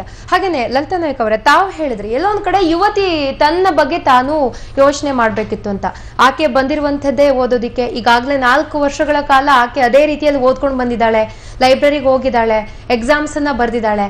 ಸೊ ಅವಳಿಗೆ ಗೊತ್ತಿರತ್ತಾ ಈ ರೀತಿ ಆಗತ್ತೆ. ಅದು ಮಣಿಪಾಲ್ ಅಂದ್ರೆ ಬ್ಯಾಂಗ್ಳೂರ್ ಅಷ್ಟು ದೊಡ್ಡ ಸಿಟಿ ಕೂಡ ಅಲ್ಲ, ಅಲ್ಲಿ ಹಳ್ಳಿಯ ಪರಿಸರದ ವಾತಾವರಣ ಕೂಡ ಇದೆ. ಈ ರೀತಿ ದುಷ್ಕೃತ್ಯ ನಡಿಬಹುದು ಅನ್ನುವಂತ ಒಂದು ಆಲೋಚನೆ ಕೂಡ ಖಂಡಿತ ಅವಳಿಗೆ ಬರ್ಲಿಕ್ಕಿಲ್ಲ. ಸೊ ಇಲ್ಲಿ ಯುವತಿಯ ತಪ್ಪು ಇದೆ ಅಂತ ಹೇಗೆ ಹೇಳ್ತೀರಾ? ಯುವತಿಯ ತಪ್ಪು ಅನ್ಲಿಲ್ಲ ನಾನು. ಆಕಸ್ಮಿಕಗಳು ನಮಗೆ ಹೇಳಿ ಕೇಳಿ ಬರೋದಿಲ್ಲ. ಒಂದ್ ಮಾತಿದೆ, ಬಕ್ರೀದ್ ಮೇ ಬಚೇತೋ ಮೊಹರಂ ಮೇ ನಾಚೆಂಗೆ ಅಂತ. ಬಕ್ರೀದ್ ನಲ್ಲಿ ಆ ಕುರಿ ಮೊದಲು ಬದುಕಬೇಕು, ಆಮೇಲೆ ಮೊಹರಂ ನಲ್ಲಿ ಇದು ಮಾಡೋದು. ಹಾಗೆ ಏನಾಗತ್ತಂದ್ರೆ ಯಾವಾಗ ಬೇಕಾದ್ರೂ ಏನ್ ಬೇಕಾದ್ರೂ ಘಟಿಸಬಹುದು ಅನ್ನೋದನ್ನ ಅವ್ರಿಗೆ ಜನರಲ್ ನಾಲೆಡ್ಜ್ ಇರ್ತದೆ. ಯಾಕೆಂದ್ರೆ ನಾನು ಒಂದನ್ನೇ ಹೇಳ್ತಾ ಇಲ್ಲ, ಪೊಲೀಸರು ಹೇಳಿದ್ರಲ್ಲ, ಪೊಲೀಸರಿಂದಾನೇ ಅಪಾಯ ಇದೆ. ಪೊಲೀಸರು ತಪ್ಪು ಮಾಡಿದ್ದಾರೆ ನೋಡಿಲ್ಲ ಅಂದ್ರಲ್ಲ, ಪೊಲೀಸರ ಹತ್ರ ಹೋದ್ರೆ ಆ 3-4 ಜನ ಯಾರು ಅತ್ಯಾಚಾರಿಗಳಿರ್ತಾರೋ ಅವ್ರ ಜೊತೆಗೆ ಆ ಪೊಲೀಸ್ನು ಆಗ್ಬೋದು. ಅಷ್ಟೊಂದು ಮೋಸ ಇದೆ ಈಗ. ನ್ಯಾಯಾಲಯಗಳು ನ್ಯಾಯ ಕೊಡಲ್ಲ, ನ್ಯಾಯಾಲಯದಲ್ಲಿ ಕೂಡ ಭಯ ಇದೆ. ಒಬ್ಬ ಶಿಕ್ಷಕನ ಹತ್ರ ಒಬ್ಬ ಶಿಷ್ಯಗೆ ಭಯ ಇದೆ, ಅಲ್ಲಿ ಕೂಡ ಅವಳು ಸರಿಯಾದ ರೀತಿಲಿ ಇವತ್ತು ಇರಕ್ಕಾಗಲ್ಲ. ನಾಗರಿಕತೆ ನಮ್ಮನ್ನ ಎಲ್ಲಿ ತಗೊಂಡು ಹೋಗ್ತಾ ಇದೆ, ಏನ್ ಕಲ್ಸ್ಕೊಡ್ತಾ ಇದೆ ಅನ್ನೋದನ್ನ ನಾವ್ ಇವತ್ತು ನೋಡ್ಬೇಕಾಗಿದೆ. ಅವರಿಗೆ ನೇಣಿಗಂಬಕ್ಕೆ ಏರಿಸ್ರಿ, ಅವರಿಗೆ ಇದು ಮಾಡ್ರಿ. ಹೌದು, ನೇಣಿಗಂಬಕ್ಕೆ ಏರ್ತಾನವನು, ಅದಕ್ಕೆ ರೆಡಿನೇ ಇರ್ತಾನವನು. ಯಾಕೆಂದ್ರೆ ಅವನಿಗೆ ಕಾಮಾಂಧನಾಗಿರ್ತಾನೆ, ಪ್ರತಿಯೊಂದು ಘಟನೆಗಳು ಅವನಿಗೆ ಪೂರಕವಾಗಿರ್ತವೆ. ಇವತ್ತು ಮೈ ತುಂಬಾ ಬಟ್ಟೆ ವಿಷಯ ಬಂದಾಗ ಈಗ ಏನ್ ಮೈ ತುಂಬಾ ಬಟ್ಟೆ ಹಾಕೊಂಡಿರೋರಿಗೆ ರೇಪ್ ಆಗಲ್ವಾ ಅಂತಾರೆ. ಹೌದು ಆಗತ್ತೆ, ನಾವು ಅದನ್ನೆಲ್ಲ ಹೇಳೋದು. ಬೇರೆಯವರನ್ನ ನೋಡಿ ಅವನು ಪ್ರಚೋದನೆ ಪಡಿತಾನೆ. ಬೇಕಾದಷ್ಟು ಟಿವಿಗಳ ಮಾಧ್ಯಮದಲ್ಲಿ, ಪತ್ರಿಕೆಗಳಲ್ಲಿ ಎಲ್ಲಿ ನೋಡಿದ್ರಲ್ಲಿ ಅಶ್ಲೀಲವಾದದನ್ನ ನೋಡಿ ನೋಡಿ ಅವನು ಹೇಗಾಗಿರ್ತಾನಂದ್ರೆ, ಮತ್ತೆ ಹೆಣ್ಣಿನ ಸಂಖ್ಯೆ ಕಡಿಮೆ ಆಗಿರೋದು ಒಂದು. ಆಮೇಲೆ ಈ ನಾಗರಿಕತೆ ಅಂದ್ರೇನೆ ಗಂಡು ನೋಡಿ, ಒಂದ್ ಗಂಡು ಮಗು ಒಂದ್ ಹೆಣ್ಮಗುನ ತಾಯಿ ತಂದೆ ಸಾಕುವಾಗ ಹೇಗಂದ್ರೆ ಆ ಪುಟ್ಟ ಮಗುಗೆ ಮೈ ತುಂಬಾ ಬಟ್ಟೆ ಹಾಕೋದು ಕಲಿಸ್ತಾರೆ ಗಂಡು ಮಗುಗೆ. ಅದೇ ಆ ಮಗು ಹೆಣ್ಮಗುಗೆ ಎಷ್ಟೆಷ್ಟು ನಾವು ಕಡಿಮೆ ಬಟ್ಟೆ ಹಾಕ್ತೀವಿ ಅದು ಫ್ಯಾಷನ್ ಅಂತ ಕಲಿಸ್ತಾರೆ. ಆ ಮಕ್ಕಳ ಮನಸ್ಸಿನಲ್ಲಿ ನನ್ನನ್ನ ಬೇರೆಯವ್ರು ನೋಡಿ ಯಾವ ರೀತಿ ನೋಡಿ ಥಿಂಕ್ ಮಾಡ್ತಿದ್ದಾರೆ, ಅವ್ರ ಮನಸ್ಸಿನಲ್ಲಿ ಏನು ಬರಬಹುದು ಅನ್ನೋ ಆಲೋಚನೆ ಕೂಡ ಬರಲಾರ್ದಂತ ಮುಗ್ಧತೆಯಿಂದ ಅವ್ರನ್ನ ಬೆಳೆಸ್ತಾರೆ. ಅದು ಒಂದು ಕಾರಣ ಇರ್ತದೆ. ಆಮೇಲೆ ಇಲ್ಲಿ ವಿದ್ಯಾರ್ಥಿನಿ ತನ್ನ ಓದಿನಲ್ಲಿ ತಾನು ಮುಳುಗಿದಾಳೆ. ತಂದೆ ಆಯ್ತಲ್ಲ ಇನ್ನು ನಮ್ಮ ಮನೆಗೆ ಹೋಗ್ಬೇಕು ಅನ್ನೋ ಕಾರಣಕ್ಕೆ 11-11:30 ಹೊತ್ತಿಗೆ ಬಂದಿರ್ತಾಳೆ. ಬಂದಾಗ ಅವಳಿಗೆ ಬೇರೆ ಆಲೋಚನೆ ಇಲ್ಲ, ತಾನು ಎಕ್ಸಾಮ್ ನಲ್ಲಿ ಏನ್ ಬರಿಬೇಕು, ಏನ್ ಓದಿದೀನಿ ಅದ್ರ ಬಗ್ಗೆ ಅವಳ ಗಮನ ಇದೆ ಅಂದಾಗ ಸಾರ್ ಹೇಳ್ದಾಗೆ ಆ ಕಾಲೇಜ್ನವ್ರು ಸಂಪೂರ್ಣವಾಗಿ ಕಾರಣರಾಗ್ತಾರೆ ನನಗನ್ಸೋ ಮಟ್ಟಿಗೆ. ಎಲ್ಲೋ ಒಂದ್ ಕಡೆ 11 ಗಂಟೆ ನಂತರ ವಿದ್ಯಾರ್ಥಿಗಳು ಬರ್ತಾರೆ ಅಂದ್ರೆ ನಿಜ ಅಲ್ಲಿ ಎಲ್ಲೋ ಒಂದ್ ಕಡೆ ಕಾಲೇಜಿನ ಒಂದು ಫಾಲ್ಟ್ ಕೂಡ ಕಂಡು ಬರುತ್ತೆ ನಮ್ಗೆ. ಯಾಕೆಂದ್ರೆ ಇಲ್ಲ ಅಂತ ಹೇಳೋದಿಕ್ಕಾಗಲ್ಲ. 11 ಗಂಟೆ ನಂತರ ಒಂದು ವಿದ್ಯಾರ್ಥಿಯನ್ನ ಯಾರು ಸೆಕ್ಯೂರಿಟಿ ಇಲ್ಲದೆ ಕಳಿಸ್ತಾರೆ ಅಂದಾಗ, ಕೆಲಸ ಮಾಡಿದ ಸಾಫ್ಟ್ವೇರ್ ಕಂಪನಿನಲ್ಲಿ ಒಂದು ಕಾರಲ್ಲಿ ಹೋಗ್ಬೇಕಂದ್ರೆ ಒಬ್ಬ ಸೆಕ್ಯೂರಿಟಿ ಮುಂದ್ಗಡೆ ಕೂತ್ಕೊಂಡಿರ್ತಾನೆ. Why can't the college provide? Because they take some lakhs. ಡ್ರೈವರ್ಗಳೇ ಅವ್ರನ್ನ ಕೂಡ ನಂಬುವ ಆಗಿಲ್ಲ. ಅಂಥದ್ರಲ್ಲ ಸೆಕ್ಯೂರಿಟಿನೂ ನಂಬೋ ಹಾಗಿಲ್ಲ. ಅಂಥ ಸಂದರ್ಭ ಇರುವಾಗ ಈ ದಿನ 24 ಗಂಟೆ ನಾವು ಅಂಥದ್ದನ್ನೇ ನೋಡ್ತಿರುವಾಗ ಕಾಲೇಜ್ನವರು ಆಲೋಚನೆ ಮಾಡಬೇಕು, ತಂದೆ ತಾಯಿಗಳು ಆಲೋಚನೆ ಮಾಡಬೇಕು, ಹಾಸ್ಟೆಲ್ನಲ್ಲಿ ಯಾರು ನೋಡ್ಕೊಳ್ತಾರೋ ಅವ್ರದಂತೂ ಪೂರ್ತಿ ಜವಾಬ್ದಾರಿ ಇರ್ತದೆ. ಮತ್ತೆ ಹಾಡಹಗಲೇ ಆಗುತ್ತಲ್ಲ, ಹಾಡಹಗಲೇ ಆಗುತ್ತೆ, ಹಾಡಹಗಲೇ ಆಗುತ್ತೆ, ರಾತ್ರಿನದು ಒಂದಿದೇನಲ್ಲ. ಅದಕ್ಕೆ ಕಾರಣ ಹುಡುಕ್ಬೇಕು ನಾವು ಅನ್ನೋದು. ನಾನು ಈಗ ನಾವು ಬರೀ ಹಾಗೆ ಹೇಳ್ತಾ ಇದೀವಿ, ಆಗತ್ತೆ ಅನ್ನೋದು ಜೋರಾಗಿ ಕೂಗಾಡೋದು, ಅವ್ರಿಗೆ ಅದ್ ಮಾಡ್ರಿ ಇದ್ ಮಾಡ್ರಿ ಅನ್ನೋ, ಅವ್ರು ಬಹುಶಃ ಅವ್ರನ್ನ ಏನೋ ಸಾಯಿಸ್ಬೋದು, ನೇಣಿಗೆ ಹಾಕ್ಬೋದು, ಮತ್ತೇನೋ ಮಾಡ್ಬೋದು. ಆದ್ರೆ ಇದು ಆಯ್ತಾ? ಇದು ಕೊಂಬೆ ನಾವು ಬರೀ ಎಲೆನೆ ಚಿವುಟೋದಾಯ್ತಲ್ಲ, ನಾವು ಬೇರಿಗೆ ಯಾವಾಗ ಕೈ ಹಾಕ್ತಿವಿ? ಇದಕ್ಕೆ ನಾವು ಸರಿಯಾದ ಒಂದು ಉತ್ತರವನ್ನ ಪಡ್ಕೊಳ್ಳೋದಕ್ಕೆ ನಾವೆಲ್ಲರೂ ಕೂಡ ಯಾಕೆ ಶ್ರಮಿಸ್ತಾ ಇಲ್ಲ? ಯಾಕೆ ಮೂಲಕ್ಕೆ ಹೋಯ್ತು ಅಂದ್ರೆ ಎಲ್ರು ಇಲ್ಲ ಮಹಾತ್ಮ ಗಾಂಧಿ ಹೇಳಿದ್ರು 12 ಗಂಟೆ ರಾತ್ರಿ ಹೋಗುವಂತ ಕಾಲ ಬರ್ಬೇಕು, ಬರೋದಿಲ್ಲ. ಅದು ಪ್ರಕೃತಿ ಆಗಿದೆ. ಅದು ಈಗ ಇದಕ್ಕೆ ಹೋಗಿದ್ರು, ಅದೇನು ಉತ್ತರಾಖಂಡಕ್ಕೆ, ಅಲ್ಲಿಗೆ ಶಿವ ಗೌರಿ ಎಲ್ಲ ಇದ್ದಾರೆ ಅಂತ ಹೋಗಿದ್ರು. ಗೌರಿಗೆ ಅದು ಮುಳುಗ್ತು, ಶಿವನು ಮುಳುಗ್ದ, ಎಲ್ಲ ಮುಳುಗಿದ್ರು. ಇವ್ರೀಗ ಅಲ್ಲಿ ಇದ್ ಮಾಡ್ತಾ ಇದ್ದಾರೆ. ಹಾಗೆ ತಮ್ಮದೇ ಆದಂತ ಒಂದು ರಕ್ಷಣೆ ತಾವು ಮಾಡ್ಕೋಬೇಕಾಗ್ತದೆ. ಯಾವುದೋ ದೇವ್ರು ಮಾಡಕ್ ಬರಲ್ಲ. ಇಲ್ಲೂ ಅಷ್ಟೇನೆ. ಎರಡನೇ ಮಾತದು ಹಾಸ್ಟೆಲ್ನವ್ರು ಮಾಡೋದು, ಯೂನಿವರ್ಸಿಟಿಗಳು ಮಾಡೋದು, ಮತ್ತೆ ಪೊಲೀಸರ ರಕ್ಷಣೆ ಕೊಡೋದು, ಅದು ಎರಡನೇ ಮಾತು. ತಾವು ತಮ್ಮ ಬಗ್ಗೆ ಆಲೋಚನೆ ಮಾಡುವಂಥದ್ದನ್ನ ಪ್ರತಿಯೊಬ್ಬ ಹೆಣ್ಮಗಳು ಇವತ್ತು ಆಲೋಚನೆ ಮಾಡ್ಬೇಕಾಗಿದೆ. ನನ್ನಿಂದ ಏನಾಗ್ತಾ ಇದೆ, ನನ್ನನ್ನು ನೋಡಿ ಅದು ಬರ್ದಿದ್ರೆ ನಾವು ಮನಸ್ಸದು ಹೌದಪ್ಪ, ಅವ್ನು ಎದುರಿನ ಮನುಷ್ಯ ನೋಡೋನು, ಅವ್ನ ಕಾಮುಕ ದೃಷ್ಟಿಯಿಂದ ನನ್ನ ನೋಡ್ಬೇಡ ಅಂದ್ರೆ ನೋಡ್ಬೇಡ ಅಂತ ನಾವಂತೀವಿ, ನೋಡ್ತೀನಿ ಅಂತ ಅವನಂತಾನೆ. ಆಗ ಯಾರು ರಕ್ಷಣೆ ಯಾರು ಮಾಡ್ಕೋಬೇಕು? ಅದು ನಾನು ಹೇಳೋದು. ಖಂಡಿತ ನಾನು ಮತ್ತಷ್ಟು ಚರ್ಚೆಯನ್ನ ನಡೆಸ್ತೀನಿ. ಮೇಡಮ್, ಇನ್ನೂ ಒಂದು ಏನಾಗಿದೆ ಅಂತ ಹೇಳಿದ್ರೆ, ಅದೇ ಕರಾವಳಿನಲ್ಲಿ ಇನ್ನೂ ಒಂದು ರೇಪ್ ಆಗಿದೆ. ಒಂದು ಬೈ 4 ಮೆಂಬರ್ಸ್ ಆಟೋದವರೇ ಬಂದಿದ್ದಾರೆ, ರೇಪ್ ಮಾಡಿದ್ದಾರೆ. ರೇಪ್ ಮಾಡಿದ್ದೇನೆ ಹೆಣ್ಮಗು ಏನ್ ಮಾಡಿದ್ರೆ ಪೊಲೀಸ್ ಸ್ಟೇಷನ್ಗೆ ಕಂಪ್ಲೇಂಟ್ ಕೊಟ್ಟಿರ್ತಾಳೆ. ಯಾವಾಗ ಡಿಸೆಂಬರ್ 25 ಲಾಸ್ಟ್ ಇಯರ್ ಪೊಲೀಸ್ನವರು ಸ್ಟೇಟ್ಮೆಂಟ್ ತಗೊಂಡು ಆಯ್ತಮ್ಮ ಕಳಿಸ್ತೀನಿ, ನಾವು ಇದು ಮಾಡ್ತೀವಿ, ಕಳಿಸಿದ್ದೆ ಇದು ಅಂತ ಹೇಳಿದ್ರೆ ಕಳಿಸ್ಬಿಟ್ಟಿದ್ದಾರೆ. ಆ ಮಗುಗೆ ಏನು ಕೇಸ್ ರಿಜಿಸ್ಟರ್ ಆಯ್ತೋ ಇಲ್ಲ ಅನ್ನೋದು ಗೊತ್ತೇ ಆಗಲಿಲ್ಲ. ಕಡೆಗೆ 4-5 ದಿವಸ ಆದ್ರೂ ಪೊಲೀಸ್ನವ್ರು ಕರೆಸಿಲ್ಲ, ಅಕ್ಯೂಸ್ ಅರೆಸ್ಟ್ ಆಗಿಲ್ಲ. ಕಡೆಗೆ ಸಂಘಟನೆಗಳಿಗೆ ಅವ್ರಿಗೆ ಹೋಗಿ ಹೇಳ್ತಾರೆ ಹೀಗೆ ಆಗಿದೆ ಅಂತ. ಅವ್ರು ಹೋಗಿ ಗಲಾಟೆ ಮಾಡಿದ್ರೆ ಡಿಸೆಂಬರ್ 31ಗೆ ಒಂದು ಕೇಸ್ ರಿಜಿಸ್ಟರ್ ಆಗುತ್ತೆ. ಏನೋ 376. ಯಾಕೆ ನಮ್ಮ ಬೆಂಗಳೂರಲ್ಲೇ ಆಗಿದೆಯಲ್ಲ. ಆ ಸೈಂಟ್ ಫಿಲೋಮಿನಾ ಹಾಸ್ಪಿಟಲ್ ಒಂದು ನರ್ಸ್ ಏನು ಮಾಡಿದ್ದಾರೆ, ಅವರು ನಿಂತ್ಕೊಂಡಿದ್ದಾರೆ, ಸಾಯಂಕಾಲ ಬಂದಿದ್ದ ಕಿಡ್ನಾಪ್ ಮಾಡಿದ್ದಾರೆ. ಅವ್ರಿಗೆ ಕಿಡ್ನಾಪ್ ಮಾಡಿದೆ, ಸ್ಕಾರ್ಪಿಯೋನಲ್ಲಿ ಬಂದಿದ್ದ ಕಿಡ್ನಾಪ್ ಮಾಡಿದ್ದಾರೆ. ಕಿಡ್ನಾಪ್ ಮಾಡಿದೆ 4 ಮೆಂಬರ್ಸು. ದೇ ಮಾಲೆಸ್ಟೆಡ್ ಹರ್. ಕಡೆಗೆ ಅವ್ರೇನು ಮಾಡಿದ್ದಾರೆ, ಹೋಗಿದ್ದೆ ನಾವು ಅಶೋಕ್ ನಗರ ಪೊಲೀಸ್ ಸ್ಟೇಷನ್ಗೆ ಒಂದು ಕಂಪ್ಲೇಂಟ್ ಕೊಡ್ತಾರೆ. ಹೀಗೆಲ್ಲ ಆಗೋಯ್ದ ಹೌದಾ ಅಂತ ಹೇಳಿದ್ರೆ ಅವ್ರೇನು ಮಾಡ್ತಾರೆ, ಡೌಟ್ ಮಾಡ್ತಾರೆ. ಯಾರ ಮೇಲೆ? ವಿಕ್ಟಿಮ್ ಮೇಲೆ ಡೌಟ್ ಮಾಡ್ತಾರೆ. ಡೌಟ್ ಮಾಡದೆ ಕಡೆಗೆ ಏನೋ ಮಾಡಿ ಕಡೆಗೆ ಅದು ಇದು ಆಗಿ ಕಡೆಗೆ ಒಂದು 376D ಅಂತ ಹಾಕ್ಬಿಡ್ತಾರೆ. See, when a rape has taken place and molestation has been taken place against that victim, ಅವರು ಕರೆಕ್ಟಾಗಿ ಸೆಕ್ಷನ್ ಆಫ್ ಲಾ ಹಾಕ್ಬೇಕಾಗಿತ್ತು. ಅದು 3D ಇಲ್ಲ, ನಿನಗೆ ಹಾಸ್ಪಿಟಲಲ್ಲೇ ಯಾರೋ ಮಾಡಿದ್ದಾರೆ ಅಂತ ಹೇಳಿದ್ರೆ 376D ಹಾಕ್ಬಿಟ್ರೆ ಕಡೆಗೆ ಸಂಘಟನೆಗೆ ಗೊತ್ತಾಯ್ತು. ಅವ್ರು ಹೋಗಿದೆ ಯಾವಾಗ ಈ ಅಶೋಕ್ ನಗರ ಪೊಲೀಸ್ ಸ್ಟೇಷನ್ ಕೇಳಿದ್ರು ಇಲ್ಲೋ, ಆಗ ಸೆಕ್ಷನ್ ಆಲ್ಟರ್ ಮಾಡಿದ್ರು. ಏನೋ 376 ಅಂತ. ಈ ಲಾ ಎನ್ಫೋರ್ಸಿಂಗ್ ಏಜೆನ್ಸಿ ಏನಿದೆ, particularly in rape cases, they are not fast. Particularly Manipal case ಏನಾಗಿದೆ ಅಂತ ಹೇಳಿದ್ರೆ, ಆ ಮಣಿಪಾಲಲ್ಲಿ ಇರೋದು ಸುಮಾರು ಒಂದು 50-100 ಆಟೋ ರಿಕ್ಷಾಗಳು ಇರ್ಬೋದು. Every auto should be on the books of the police. ಯಾಕಂದ್ರೆ ಇಷ್ಟೊತ್ತಿಗೆ ಸ್ಕ್ರೂಟಿನಿ ಮಾಡ್ಬಿಡೋದಾಗಾಯ್ತು. ಇಷ್ಟು 100 ಆಟೋಗಳಲ್ಲಿ ಸ್ಕ್ರೂಟಿನಿ ಮಾಡಿದ್ರೆ ಯಾವ ಆಟೋ ಇಲ್ಲ ಅಂದ್ರೆ ದಟ್ ಇಸ್ ದಿ ಆಟೋ. ಆ ಆಟೋ ಡ್ರೈವರು ಅವರಿಗೆ ಇದು ಮಾಡಬಹುದಾಗಿತ್ತು. ಬಟ್ ಸೋ ಫಾರ್ 3 days ಆದ್ರೇನು that has mean not affected. What is justice Verma, justice Lalitha ಸೈನ್ ಅಂತ ಹೇಳಿದ್ರೆ ಇದರಲ್ಲ, ಈ ವರ್ಮಾ ಕಮಿಷನ್ ಆಫ್ ಎನ್ಕ್ವೈರಿ ಹಾಕಿದ್ರಲ್ಲ, ಕಮಿಷನ್ ಏನಾಗಿದೆ ಈಗ? ಏನು ಹಾಗೆ ಇಲ್ಲ. Nothing has been implemented. ಅದು implication on the state governments ಅಷ್ಟೊಂದೇನು ಎಫೆಕ್ಟಿವ್ ಆಗಿರಲಿಲ್ಲ. ಇದು ಕಂಟಿನ್ಯೂ ಆಗ್ತಾ ಇದೆ. ವೈ? ಯಾಕೆ ನಮ್ಮ ಇದರಲ್ಲಿ ನ್ಯಾಷನಲ್ ಲಾ ಸ್ಕೂಲ್ನಲ್ಲಿ ಆಯ್ತಲ್ಲ, ಕ್ಯಾಂಪಸ್ ಅಲ್ಲಿ ಕಡೆಗೆ that child, that girl has to leave the profession itself. ಪ್ರಕರಣ ಎಲ್ಲೋ ಒಂದ್ ಕಡೆ ಜಾಸ್ತಿ ಆಗ್ತಾ ಇದೆ ಅಂತ ಬರ್ತಾ ಇದೆ. ನಿಜಕ್ಕೂ ಯಾವ ರೀತಿ ಒಂದು ಸುಧಾರಣೆ ಆಗ್ಬೇಕು ಈ ಬಗ್ಗೆ ನಾನು ಮತ್ತಷ್ಟು ಚರ್ಚೆಯನ್ನು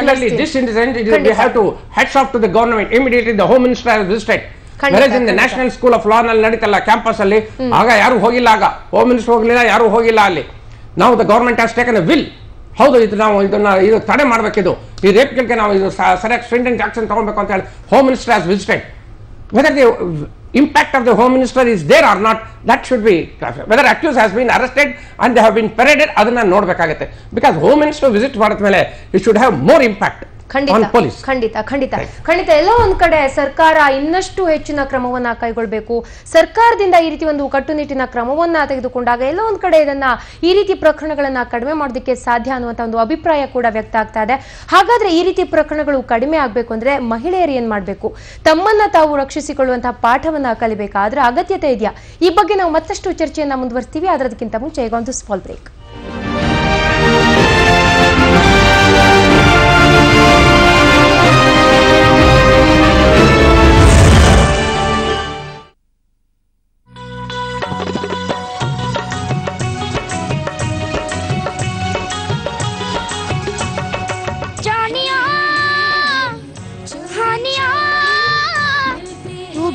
लिख के दे दुख सुख बोलना तेरे बिन परदेसिया ये सच है पिया सब कहते हैं मैंने तुझको दिल दे दिया हुआ इकरार हुआ है खफा ऐसे चुलबुल से बुलबुल कायनात माने बदिया है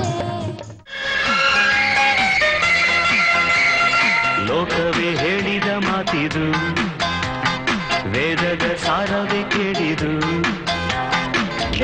ನವಿಲೆ ನವಿಲೆ ಕೆಣ್ಣವಿಲೆ ನವಿಲೆ ಬಾ ನವಿಲೆ ನವಿಲೆ ಬಾ ನವಿಲೆ ನವಿಲೆ ಆ ಸೌಂದರ್ಯ ಲೋಕದಿಂದ ಜಾರಿದೆ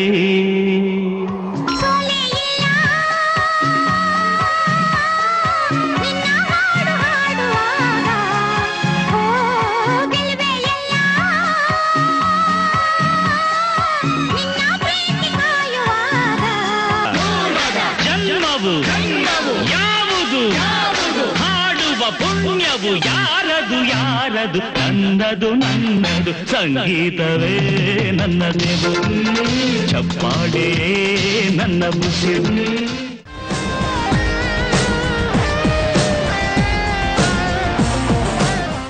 ಯಾವ ಸ್ಥಿತಿಲಿದೆ ನಿಮ್ಗೆ ಕೆಜೆಪಿ? ಅಪೇಕ್ಷಿತವಾದಂಥ ಸಂಖ್ಯೆಯ ಸ್ಥಾನಗಳನ್ನು ನಾವು ಪಡ್ಕೊಳ್ಳಿಕ್ಕೆ ಸಾಧ್ಯ ಆಗಲಿಲ್ಲ. ಒಂದೇ ಚುನಾವಣೆ ಎದುರಿಸಿ ಕೆಜೆಪಿ ಪಕ್ಷ ಸುಸ್ತಾದ ರೀತಿ ರಾಜ್ಯ ಜನಕ್ಕೆ ಕಾಣಿಸ್ತಾ ಇದೆ. ಕೆಲ ಭಾರತೀಯ ನಾಯಕರು ಲಾಲ್ ಕೃಷ್ಣ ಅಡ್ವಾಣಿ ಅವರೇ ಮೂಲೆ ಗುಂಪಾಗ್ತಾ ಇದ್ದಾರೆ. ಬಿಜೆಪಿಗೆ ಹೋಗೋ ಬಗ್ಗೆ ಕೆಜೆಪಿ ಪಕ್ಷದ ವಿಚಾರಗಳು ಚರ್ಚೆ ಆಗ್ತಾ ಇದೆ. ಇದ್ಯಾಕೆ? ಯಡಿಯೂರಪ್ಪ ಇಲ್ಲದೆ ಇದ್ದರೆ ತಾನು ಮತ್ತೊಮ್ಮೆ ಗೆಲ್ಲಲಿಕ್ಕೆ ಸಾಧ್ಯ ಆಗುವುದಿಲ್ಲ. ಬಿಜೆಪಿ ಜೊತೆ ಕೆಜೆಪಿ ಇನ್ನೂ ಕೂಡ ಸಂಪೂರ್ಣವಾದ ಸಂಪರ್ಕ ಕಡಿದುಕೊಂಡಿಲ್ಲ. ಯಡಿಯೂರಪ್ಪನ ನಾಯಕತ್ವ ಲೋಕಸಭೆ ಚುನಾವಣೆಯ ನಂತರ ನೀವು ಬಿಜೆಪಿ ಪಕ್ಷದ ಜೊತೆ ಲೀನ ಆಗ್ತೀರಿ. ಕೆಜೆಪಿಯ ಅಂತಿಮವಾದಂತಹ ತೀರ್ಮಾನ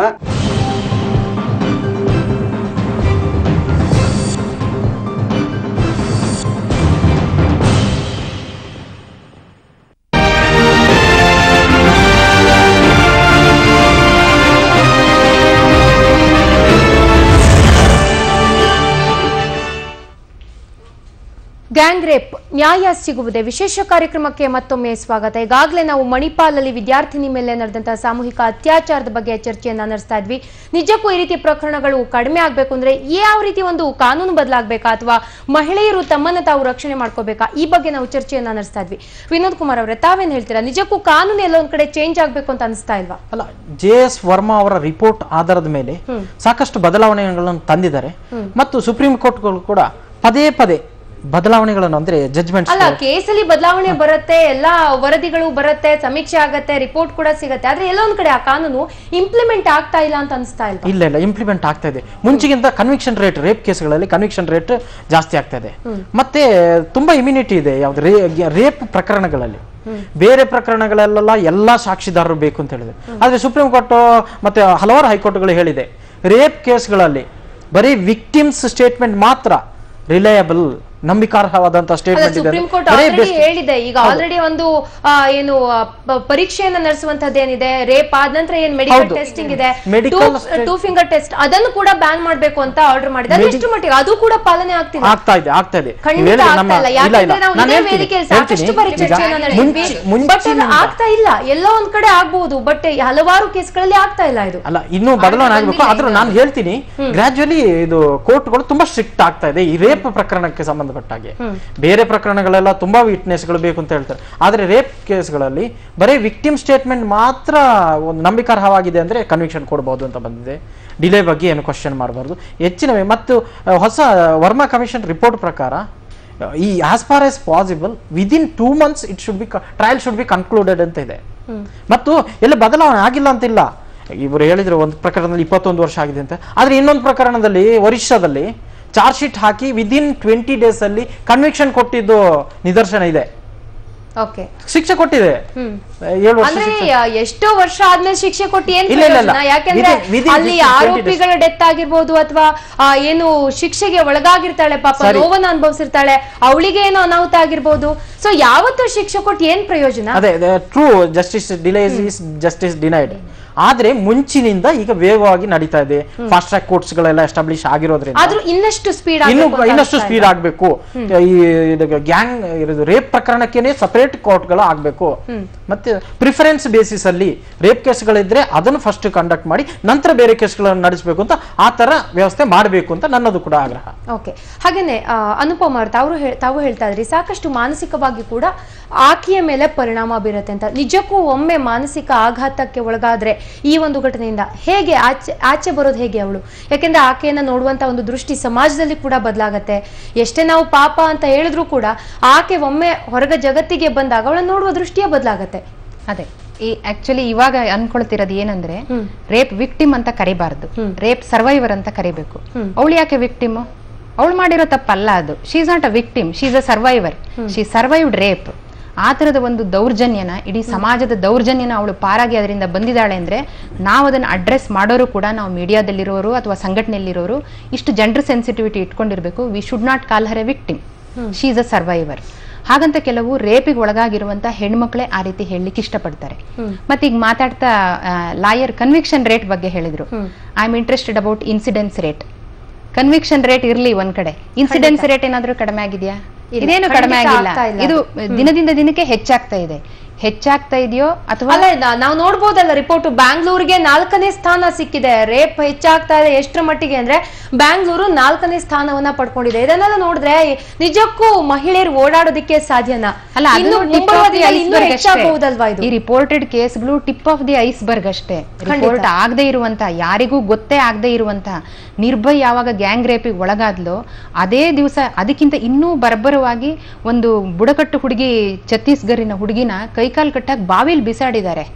they did it for 4-5 days continuously. ಒಂದು ಗುಂಪು ಅವಳ ಮೇಲೆ ಅತ್ಯಾಚಾರ ಮಾಡಿ ಕೈ ಕಟ್ಟು 1-2 ಬಿಸ್ಕತ್ ಪ್ಯಾಕೆಟ್ ಜೊತೆಗೆ ನೀರಿಲ್ದಿದ್ದ ಹಾಳು ಬಾವಿಯಲ್ಲಿ ಬಿಡೋದು. ಬೆಳಗ್ಗೆ ಬಂದು ಮತ್ತೆ ಅವಳನ್ನ ಅದರಿಂದ ಮೇಲೆತ್ತಿ ಕಂಟಿನ್ಯೂಸ್ಲಿ ಮಾಡಿದಾಳೆ. ನನ್ನ ಮಗಳು ಎಲ್ಲೋ ಹೋಗಿದ್ದಾಳೆ ಅಂತ ಅವ್ರ ಅಮ್ಮ ಹೇಳಿ ಕಂಪ್ಲೇಂಟ್ ಕೊಟ್ಟು ಆಮೇಲೆ ಸಂಘಟನೆಗಳು ಜೋರಾದವಾಗ, ನಿರ್ಭಯದು ಪ್ರತಿಭಟನೆ ಜೋರಾದವಾಗ ಗೊತ್ತಾಯ್ತು. ಹೀಗೆ ಎಷ್ಟೋ ಕೇಸ್ಗಳು ನಮ್ಮ ಗಮನಕ್ಕೆ ಬರದೆ ಹೋಗಿರುವಂಥದ್ದು ನಮ್ಮ ನಡುವೆ ನಾವು ನೋಡ್ತೀವಿ ಇವಾಗ. ಹೀಗಿರುವಾಗ ನಾವು ಬರೀ ಹೆಣ್ಮಕ್ಳು ಪ್ರಚೋದನಕಾರಿಯಾಗಿ ಪ್ರಚೋದನೆ ಏನಾದ್ರು ಹೇಳಿದ್ರಿಂದ ಅದ್ರ ಬಗ್ಗೆ ನಂಗೂ 1-2 ಮಾತು ಹೇಳ್ಬೇಕನ್ನಿಸ್ತಾ ಇದೆ. ಪ್ರಚೋದನಕಾರಿ ಉಡುಪು ಅಥವಾ ಹಂಗೆ ನಡ್ಕೊಳ್ಬಾರ್ದು ಅನ್ನೋದು ಇದು ಪದೇ ಪದೇ ಕೇಳಿ ಬರ್ತಾ ಇರುವಂತಹ ಮಾತು. 60 ವರ್ಷದ ಮುದುಕಿಯ ಮೇಲೆ ಖಂಡಿತ ಆಗಲ್ಲ. ಹಾಗೇನೆ 4 ವರ್ಷದ ಬಾಲಕಿಯ ಮೇಲೆ ಎಲ್ಲೂ ಅತ್ಯಾಚಾರ ನಡೀತಾ ಇರಲಿಲ್ಲ. ಮತ್ತೆ ಒಬ್ಬ ಆರ್ಟಿಸ್ಟ್ ಅವನು ನಗ್ನ ಚಿತ್ರಗಳನ್ನ ಬಿಡಿಸೋನು. ಅವನನ್ನ ಇಂಟರ್ವ್ಯೂನಲ್ಲಿ ನಿಮ್ಗೆ ಏನು ಸ್ಫೂರ್ತಿ ಅಂತ ಕೇಳಿದ್ರು. ಅದಕ್ಕೆ ಆತ ಹೇಳ್ದ, ನನ್ನ ಕಣ್ಣೆದ್ರಿಗೆ ಬಂದಿರೋ ಪ್ರತಿಯೊಂದು ಹೆಣ್ಮಗಳನ್ನು ನಗ್ನವಾಗಿ ನಾನು ಕಲ್ಪಿಸ್ಕೊಳ್ತೀನಿ ಅಂತ. ನೋಡೋ ಕಣ್ಣುಗಳು ನಗ್ನವಾಗಿದ್ರೆ ನೀವು ಇಡೀ ಮೈನ ಕವರ್ ಮಾಡ್ಕೊಂಡಿದ್ರು, ಸೀರೆ ಸುತ್ತಕೊಂಡಿದ್ರು, ಮುಖ ಮುಚ್ಕೊಂಡಿದ್ರು, ಅವ್ರಿಗೆ ಅದರೊಳಗೆ ಆ ಅತ್ಯಾಚಾರದ ಪ್ರಚೋದನೆನೇ ಕಾಣ್ತಾ ಇರುತ್ತೆ. ಏನು ಮಾಡ್ಲಿಕ್ಕಾಗಲ್ಲ. ಮತ್ತೆ ಈಗ ನೀವು ಹೇಳಿದ ಹಾಗೆ ಸಣ್ಣ ಸಣ್ಣ ಮಕ್ಕಳು, ಮುದುಕಿಯರು, ನಾವು ಇತ್ತೀಚೆಗೆ ಒಂದು ಮಹಿಳಾ ದೌರ್ಜನ್ಯ ವಿರೋಧಿ ವೇದಿಕೆಯ ಇದನ್ನ ಸೆಮಿನಾರ್ ನಡೆಸಿದವಾಗ ಒಬ್ಬ ಗಾರ್ಮೆಂಟ್ ಹೆಣ್ಮಗಳು ಹೇಳ್ಕೊಂಡ್ಲು. ಆಕೆ ರೈಲಲ್ಲಿ ಹೋಗ್ತಾ ಇರುವಾಗ ಬೆಂಗಳೂರಿಂದ ಮೈಸೂರಿಗೆ 9 ಗಂಟೆಯಿಂದ ರಾತ್ರಿ 2 ಗಂಟೆ ತನಕ ಕಂಟಿನ್ಯೂಸ್ಲಿ 7 ಜನರ ಒಂದು ಗ್ಯಾಂಗ್ ರೇಪ್ ಮಾಡಿದೆ. Now she is 52. ಈ ಘಟನೆ ನಡೆದವಾಗ ಅವಳಿಗೆ 45 ವರ್ಷ. ಆ ಗುಂಪಲ್ಲಿ ಒಬ್ಬ 16-17 ವರ್ಷದ ಹುಡುಗ ಕೂಡ ಇದ್ನಂತೆ. ಅವಳ ಹತ್ರ ಈಕೆ, ನೀ ನನ್ನ ಮಗನಾಗಿದೆಯಲ್ಲಪ್ಪ, ನಿನಗೆ ಹೆಂಗ್ ಮನಸ್ಸು ಬರುತ್ತೆ ಅಂದ್ರೆ, ಇಂಥ ಪುರಾಣ ಎಲ್ಲ ಕಟ್ಟಿಡು, ಅದನ್ನೆಲ್ಲ ಈಗ ಹೇಳ್ಬೇಡ, ನಾನು ಹೆಂಗ್ ಹೇಳ್ತೀನೋ ಹಿಂಗ್ ಮಾಡಿ. ಈಗ ವರದಿ ಬರ್ತಾ ಇರೋ ಪ್ರಕಾರ ರೈಲಲ್ಲಿ ಅತ್ಯಾಚಾರದ ಪ್ರಕರಣಗಳು ಕೂಡ ಜಾಸ್ತಿ ಆಗ್ತಾ ಇದೆ. ಅಂದ್ರೆ ಎಲ್ಲೂ ಸೇಫ್ ಇಲ್ಲ, ರೈಲು ಬಸ್ ಏನು ಇಲ್ಲ, ರೈಲು ಸೇಫ್ ಇಲ್ಲ, ನಡ್ಕೊಂಡು ಓಡಾಡುವಂತ ರೋಡ್ ಸೇಫ್ ಇಲ್ಲ. ಹಾಗಾದ್ರೆ ಸೇಫ್ ಎನ್ನುವಂಥದ್ದು ಎಲ್ಲಿ? ಏನ್ ಹೇಳ್ತೀರಾ ಲಲಿತಾ ನಾಯಕ್ ಅವರೇ? ಈಗ ಈ ಹಿಂದಿನ ಪೀಳಿಗೆ ಜನ ಏನಾರು ಮಾಡ್ಲಿ, ಈಗಿನ ಯುವತಿಯರಿಗೆ ಮೊದಲು ಕರಾಟೆ ಕಲಿಬೇಕು. ಅವರು ತಮ್ಮನ್ನ ತಾವು ರಕ್ಷಣೆ, ಒಂದು 3-4 ಜನ ಬಂದ್ರು ಅವ್ರನ್ನ ಒದ್ದು ಕೆಡುವ ಅಂತ ಒಂದು ಇದು ಕಲೀಲೇಬೇಕು. ಯಾಕೆಂದ್ರೆ ನಾಗರಿಕತೆ ಅಂತ ನಾವು ಈ ಬಂದ್ಮೇಲೆ ನಾವು ಮೊದಲಿನ ಇಲ್ಲ ಅಂದ್ರೆ ಭಾರತೀಯ ಸಂಪ್ರದಾಯ ಒಂದಿದೆ, ಪಾಶ್ಚಾತ್ಯ ಸಂಸ್ಕೃತಿ ಒಂದಿದೆ. ನಾವು ಪಾಶ್ಚಾತ್ಯ ಸಂಸ್ಕೃತಿ ಥರನೂ ಇರ್ತೀವಿ, ಭಾರತೀಯ ಸಂಪ್ರದಾಯದ ಪ್ರಕಾರ ನಮಗೆ ರೇಪ್ ಆಯಿತು ಅಂದರೆ ನಾವು ಹೆದರೋದು, ಜನ ಆಡ್ಕೊಳ್ತಾರೆ ಅನ್ನೋದು ಅಂಥದ್ದು ಇದೆ ಅಂತೀವಿ. ಆದ್ರಿಂದ ಇದರಲ್ಲಿ ನಾವು ಒಂದು ಈ ಗೊಂದಲ, ಈ ದ್ವಂದ್ವದಿಂದ ಹೊರಗೆ ಬರಬೇಕು.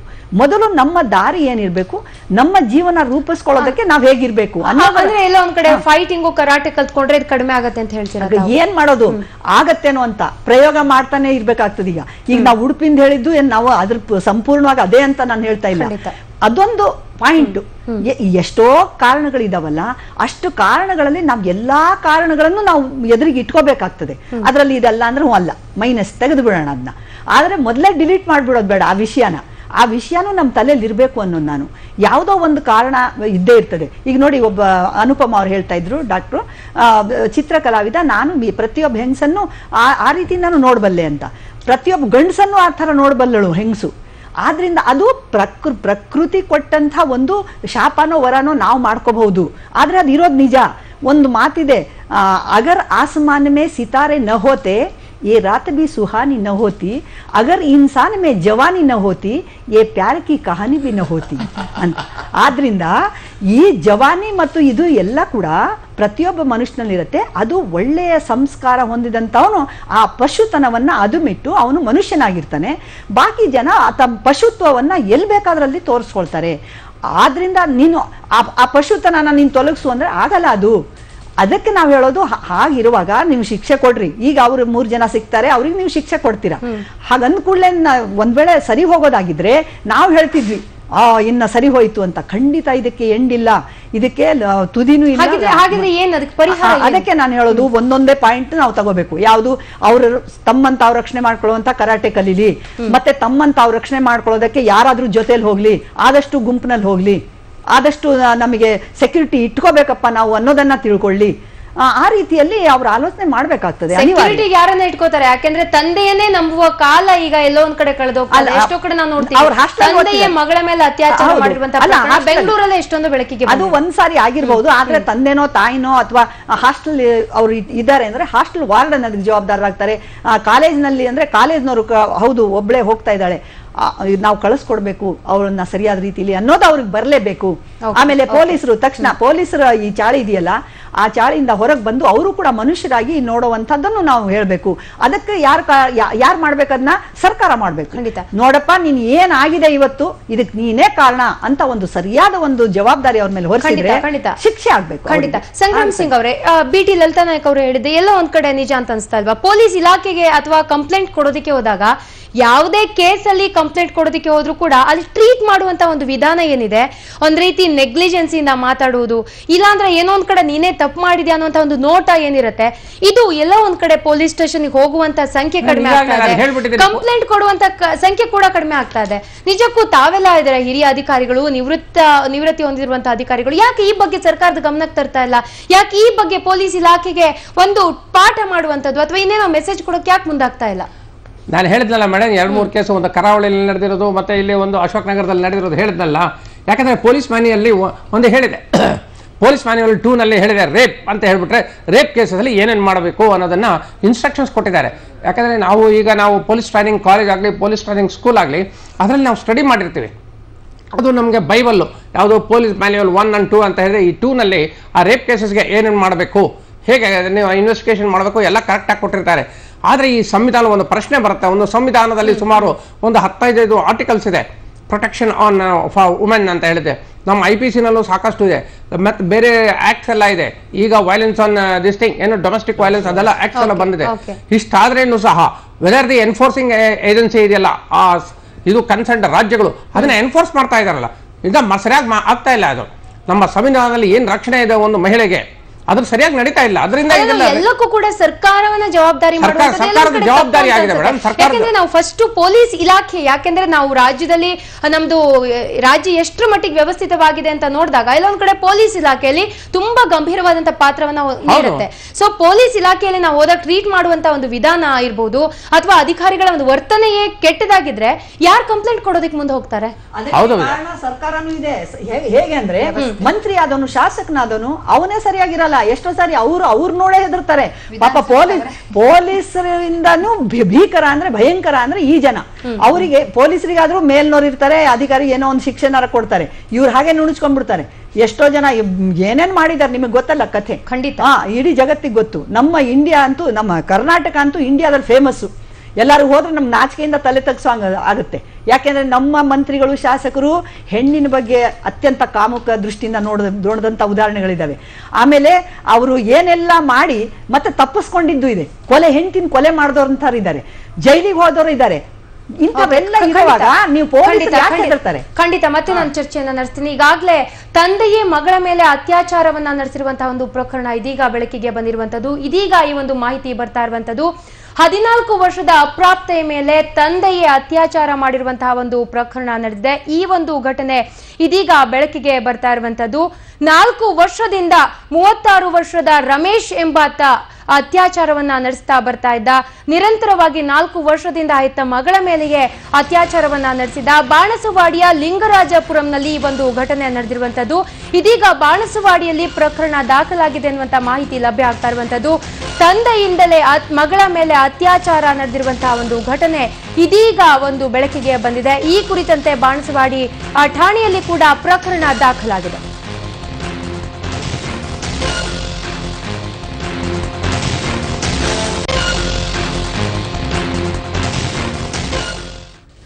ನಿಜಕ್ಕೂ ನಾವಿವತ್ತು ಚರ್ಚೆಯನ್ನ ನಡೆಸ್ತಾ ಇರುವಂತದ್ದು ಏನ್ ಸಬ್ಜೆಕ್ಟ್ ಇತ್ತು ಅದಕ್ಕೆ ರಿಲೇಟೆಡ್ ಒಂದು ನ್ಯೂಸ್ ಕೂಡ ಲಭ್ಯ ಆಗ್ತಾ ಇದೆ. ಎನ್ಫೋರ್ಸಿಂಗ್ ಏಜೆಂಟ್ ಸ್ಟ್ರಿಕ್ಟ್ ಆಗಿ ಇದು ಆಕ್ಷನ್ ತಗೊಳ್ತಾ ಇಲ್ಲ. That's what I am telling. The state government political will ಇಲ್ಲ. ಈಗ ಇದೊಂದು 376 ಒಂದು ರೇಪ್ ಕೇಸ್ ನಾವು ತಡೆ ಹಾಕ್ತೀವಿ ಅನ್ನೋದು ಒಂದು ಪೊಲಿಟಿಕಲ್ ವಿಲ್ ಬರಬೇಕಾಗಿದೆ. ಆ ವಿಲ್ ಇಲ್ಲ. ಈಗ ನಾವು ಪೊಲಿಟಿಕಲ್ ವಿಲ್, ನಾವು ಇದು ಸಂವಿಧಾನದ ಏನಿದೆ ಹಕ್ಕು ಬಾಧ್ಯತೆ ಹೇಳಿದೆ ಮಹಿಳೆ ಮೇಲೆ, ಅದರ ನಾವು ಇದು ಮಾಡಿ ಜಾರಿಗೆ ತರ್ತೀವಿ, ಅದಿಲ್ಲ. ಸೆಕ್ಷನ್ಸ್ IPC ನಲ್ಲಿ CRPC ಎಲ್ಲ ಇದೆ, ಅದನ್ನ ಹಾಕ್ತೀವಿ, ಇಲ್ಲ. ಈ ಎಲ್ಲ ಇರೋದ್ರಿಂದ ಇದೆಲ್ಲ ಹೀಗೆಲ್ಲ ಆಗ್ತಾ ಇದಾವೆ. ಈಗ ಒಂದು ಪೊಲಿಟಿಕಲ್ ವಿಲ್ ಬೇಕಾಗುತ್ತೆ, ನಾವು ತಡೆ ಹಾಕ್ತೀವಿ. ಸರ್ಕಾರದಿಂದ ಎಲ್ಲ ಒಂದ್ ಕಡೆ ಇಚ್ಛಾಶಕ್ತಿ ಬರಬೇಕು, ಸರ್ಕಾರ ಮನಸ್ಸು ಮಾಡಬೇಕು. ಸರ್ಕಾರ ಇದು that's what I am telling. Political will ಬೇಕು, ಸರ್ಕಾರಕ್ಕೆ ವಿಲ್ ಬೇಕು. ಇಲ್ಲ 65 ವರ್ಷದಿಂದ ಸರ್ಕಾರನೂ ಇದೆ, ಕಾನೂನು ಇದೆ, ಪೊಲೀಸ್ನವರು ಇದ್ದಾರೆ, ರಾಜಕಾರಣಿಗಳು ಇದ್ದಾರೆ. ಬರೀ ಇದರಿಂದ ಏನೂ ಆಗಲ್ಲ. ಹೆಣ್ಣು ಮಕ್ಕಳು ಮಿಲಿಟೆಂಟ್ ಆಗಬೇಕು. ಅಂದ್ರೆ ಇವಾಗ ನಮ್ಮ ಭಾರತ ದೇಶದಲ್ಲಿ ಇರೋಳು ಬರೀ ಬಯಲಾಜಿಕಲ್ ಮಹಿಳೆ, ಅಂದ್ರೆ ಜೈವಿಕ ಮಹಿಳೆ ಮಾತ್ರ ಬದುಕಿದಾಳೆ. ಅವಳು ಹೆಣ್ತನನ ಚೌಕಟ್ಟಲ್ಲಿ ಇಟ್ಟಿದ್ದಾರೆ. ಹೆರದು ಮತ್ತೆ ಗಂಡಿಗೆ ಆಹ್ಲಾದ ಕೊಡುವಂತ ವಸ್ತುವಾಗಿರೋದಷ್ಟೇ ತನ್ನ ಕರ್ತವ್ಯ ಅಂತ ತಿಳ್ಕೊಂಡಿದ್ದಾಳೆ. ಆ ಜಾಗದಲ್ಲಿ ಸಾಮಾಜಿಕ ಮಹಿಳೆ ಹುಟ್ಟಬೇಕು, ರಾಜಕೀಯ ಮಹಿಳೆ ಹುಟ್ಟಬೇಕು. ಅಂದ್ರೆ ಈ ಪ್ರಜ್ಞೆ ಅವಳಿಗೆ ಬಂದವಾಗ ಅವಳು ತಾನು ಹೆಣ್ಣಾಗಿರೋಳು ತನ್ನನ್ನೇ ತಾನು ಮರೆತು ಬಿಟ್ಟಿದ್ದಾಳೆ. ಅಂದ್ರೆ ಅವಳಿಗವಳೇ ಪರಕೀಯ ಆಗ್ಬಿಟ್ಟಿದ್ದಾಳೆ. ಇವಾಗ ಅವಳ ಉದ್ದೇಶ, ಬದುಕಿನ ಉದ್ದೇಶ ಎಲ್ಲವೂ ಬೇರೆಯವರಿಗೋಸ್ಕರ, ಪುರುಷ ಪ್ರಧಾನ ಸಮಾಜಕ್ಕೋಸ್ಕರ ಆಗಿದೆ. ಒಂದು ಬಯಲಾಜಿಕಲ್ ಹೆಣ್ಮಗಳಿಂದ ಸಾಮಾಜಿಕ ಮಹಿಳೆ, ರಾಜಕೀಯ ಮಹಿಳೆ ಹುಟ್ಟಿ ಅವಳಲ್ಲಿ ಒಂದು ಮಿಲಿಟೆಂಟ್ ಗುಣ ಬೆಳೆದು ಇದು ಯಾಕೆ ಹೀಗೆ ಅಂತ ಅವಳೇ ತಿರುಗಿ ನಿಂತ್ರೆ ಅದು ಕರಾಟನೆ ಕಲಿಬೇಕಂತ. ರಾಜಕೀಯ ಮಹಿಳೆ ಕೂಡ ಇದ್ದಾರೆ. BT ಲಲಿತಾ ನಾಯಕ್ ಅವರು ಮಾಜಿ ಸಚಿವೆ ಆದಂತವರು.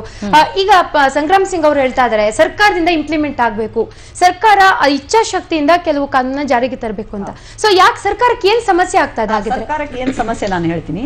ಸರ್ಕಾರದಲ್ಲಿ ಇರುವಂತ ಜನ ಬಹಳಷ್ಟು ಚಿಂತನೆ ಮಾಡುವಂತ ಜನ ಇರಬೇಕಾಗ್ತದೆ. ಮಹಿಳೆಯರ ಬಗ್ಗೆ, ಮಹಿಳೆಯರ ಕಷ್ಟವನ್ನ ಅರ್ಥ ಮಾಡಿಕೊಂಡು ಮತ್ತು ಪುರುಷ ಪ್ರಧಾನ ಸಮಾಜದಲ್ಲಿ ಅವಳ ಪಾತ್ರ ಏನಾಗ್ತಾ ಇದೆ ಅನ್ನೋದನ್ನ ತಿಳ್ಕೊಂಡಾಗ ಆ ಕಾನೂನುಗಳು ಸರಿಯಾದ ರೀತಿಯಲ್ಲಿ ಜಾರಿಗೆ ಬರೋದಕ್ಕೆ ಅವರು ಪ್ರಯತ್ನ ಮಾಡ್ತಾರೆ. ಅಲ್ಲದೇ ಇದ್ರೆ ಅವರಷ್ಟು ಹೆಣ್ಣನ್ನ ನಿಕೃಷ್ಟವಾಗಿ ಕಾಣೋದು ಬೇರೆ ಯಾರು ಇಲ್ಲ. ನೀವು ಗಮನಿಸಿದ್ರೆ ಬೇರೆ ಸಾರ್ವಜನಿಕರು ಎಷ್ಟರ ಮಟ್ಟಿಗೆ ಹೆಣ್ಣಿಗೆ ಒಂದು ಏನು ಸ್ಥಾನಮಾನ ಕೊಡ್ತಾರೋ ಅದಕ್ಕಿಂತ ಬಹಳ ಕಡಿಮೆ ಪ್ರಮಾಣ ಇದೆ ಅವರದ್ದು. ಅವ್ರಿಗೇನು ನೀವೆಲ್ಲ ನೋಡಿ ಅವ್ರದೇ ಒಂದು ಪ್ರಧಾನವಾದಂತಹ ಮಾತುಕತೆ, ಬೇರೆಯವ್ರ ಲೆಕ್ಕಕ್ಕೂ ಇಲ್ಲ. ಆಮೇಲೆ ಅದೇ ರೀತಿ ಮಹಿಳೆ ಕೂಡ ಇವತ್ತು ಡಾಕ್ಟರ್ ಅನುಪಮ ಅವ್ರು ಹೇಳಿದಾಗೆ ತನ್ನಂತ ನಿನ್ನ ಅರ್ಥ ಮಾಡ್ಕೊಂಡಿಲ್ಲ. ಅವಳು ಇನ್ನೂ ಅಲಂಕಾರದ ಬೊಂಬೆ ಆಗೇ ಇದ್ದಾಳೆ. ಅವಳಿಗೆ ನಾನು ಸಮಾಜದಲ್ಲಿ ಏನಿದ್ದೀನಿ, ನಾನು ಮನುಷ್ಯಳು ಅನ್ನೋದು ಇನ್ನೂ ಅರ್ಥ ಆಗಿಲ್ಲ. ಅದು ಕೂಡ ಒಂದು ದೊಡ್ಡ ಒಂದು ಲೋಪ ಆಗಿದೆ. ಆ ಲೋಪವನ್ನ ಇವರೆಲ್ಲ ಬಳಸ್ಕೊಳ್ತಾ ಇದ್ದಾರೆ. ನಿನಗೇನ್ ಗೊತ್ತಾಗತ್ತೆ ಕೂತ್ಕೋ ಅನ್ನೋದು. ಆಮೇಲೆ ಪಂಚಾಯಿತಿಯಲ್ಲಿ ಗೆದ್ದು ಬಂದಂತ ಮಹಿಳೆ ಜೊತೆಲಿ ಕೂತು ಟೀ ಕುಡಿದ್ರೆ ಅಯ್ಯೋ ನೀನು ಟೀ ಕುಡಿತೀಯ ನಮ್ ಜೊತೆ ಕೂತು ಅನ್ನುವಂಥದ್ದು. ಇವತ್ತಿನ ಅತ್ತೆ ಮಾವ ಇವತ್ತು ಕೂಡ ಹೆಣ್ಣನ್ನ ನೀನು ಅಲ್ಲಿಗೆ ಒಬ್ಳು ಆತ್ಮಹತ್ಯೆ ಮಾಡ್ಕೊಂಡ್ಬಿಟ್ಲು. ಒಬ್ಬ ಹೆಣ್ಮಗಳು ಕಾರ್ಪೊರೇಷನ್ ನಲ್ಲಿ ಗೆದ್ದಾಗ ಬಂದು ನೀರ್ ಕೇಳಿದ್ರು, ಚರಂಡಿ ವ್ಯವಸ್ಥೆ ಅದು ಇದು ಮಾಡ್ಬೇಕಮ್ಮ, ನೀನ್ ಗೆದ್ದಿದ್ಯಾ, ಗಂಡನ ಜಾಗದಲ್ಲಿ ನೀನ್ ಬಂದು ಗೆದ್ದು ಬಂದ್ರೆ ಮಹಿಳೆಗೋಸ್ಕರ ಅಂತ ಮೀಸಲಿತ್ತದು. ಗೆದ್ದು ಬಂದಾಗ ಬಂದ್ರೆ ಮನೆಯವರೆಲ್ಲ ಗೊಣಗೋದು, ಏನಪ್ಪಾ ಇದು, ಈಗ ಇವರೆಲ್ಲ ಹೀಗೆ ಬರ್ತಾರೆ, ಅದಕ್ಕೆ ನಾವ್ ಹೇಳಿದ್ವಿ ಇವಳಿಗೆ ಬೇಡ ಅಂತ ಯಾವಾಗ ಆ ಕಡೆ ಜನ ಪೀಡ್ಸಕ್ ಶುರು ಮಾಡಿದ್ರು, ಈ ಕಡೆ ಮನೇಲಿ ಹಿಂಸೆ ಆಯ್ತು, ಅವಳು ಆತ್ಮಹತ್ಯೆ ಮಾಡ್ಕೊಂಡ್ಲು. ಅಂತ ಪರಿಸ್ಥಿತಿ ಈಗಲೂ ಇದೆ. ನಮ್ಮ ಮನೆಯಿಂದಲೇ ಒಂದು ಸರಿ ಆಗ್ಬೇಕು, ನಮ್ಮ ಮನೆಯಿಂದ ಅನ್ನೋದಕ್ಕಿಂತಲೂ ನಮ್ಮ ಮನಸ್ಸಿನಿಂದ. ಮೊದಲು ನಮ್ಮ ಮನಸ್ಸು, ಆಮೇಲೆ ಮನೆ, ಆಮೇಲೆ ಊರು ಕೇರಿ. ಆದ್ರಿಂದ ನಮ್ಮಲ್ಲಿ ತುಂಬಾ ಲೋಪದೋಷಗಳಿದಾವೆ. ನಮ್ಮ ಸರ್ಕಾರದಲ್ಲಿರುವಂತ ಜನ ಏನು ಆಕಾಶದಿಂದ ಉದ್ರಿಲ್ಲ, ಇದೇ ವ್ಯವಸ್ಥೆಯ ಕೆಟ್ಟ ಮುಖಗಳು. ಹಾಗಾಗಿ ಆ ಕ್ರೂರ ಮುಖ ಇವತ್ತು ಎಲ್ಲ ಕಡೆ ಹರಡ್ತಾ ಇದೆ. ಭಯ ಇಲ್ಲ ಯಾರಿಗೂ, ಏನ್ ಮಾಡಿದ್ರು ಬಿಡಿಸ್ಕೊತೀವಿ ಅಂತಾರೆ. ಖಂಡಿತ. ವಿನೋದ್ ಕುಮಾರ್ ಅವರು, ತಾವು ಕೊನೆಯಲ್ಲಿ ಏನ್ ಹೇಳ್ತೀರಾ? ಯಾವ ರೀತಿಯಾದ ವ್ಯವಸ್ಥೆ ಆದ್ರೆ ಸರಿ ಆಗ್ಬೋದು ಅಂತ ಹೇಳ್ತೀರಾ ಕೊನೆಯಲ್ಲಿ? ನೋಡಿ, ಎಲ್ಲ ಈಗ ಇದಕ್ಕೆ ಪ್ರಿವೆನ್ಷನ್ಗೋಸ್ಕರ ಹೆಣ್ಮಕ್ಳೇ ಕರಾಟೆ ಕಲಿಬೇಕು ಅಂತ ಆತರ ಅಂತ ಇಲ್ಲ.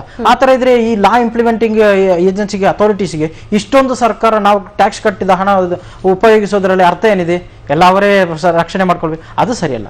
ಮತ್ತು 11 ಗಂಟೆ ಈಗ 21st ಸೆಂಚುರಿ ಇವಾಗ ವರ್ಲ್ಡ್ ಅಲ್ಲಿ ನಮ್ಮ ಸೂಪರ್ ಪವರ್ ಆಗ್ಬೇಕಂದ್ರೆ ಹೆಣ್ಮಕ್ಳು ಕೂಡ ರಾತ್ರಿ 1 ಗಂಟೆ 2 ಗಂಟೆ ತನಕ ಓದ್ಲೇಬೇಕು, ಹೊರಗಡೆ ಹೋಗ್ಲೇಬೇಕು ಅಂತ ಪರಿಸ್ಥಿತಿ ಬಂದಿದೆ.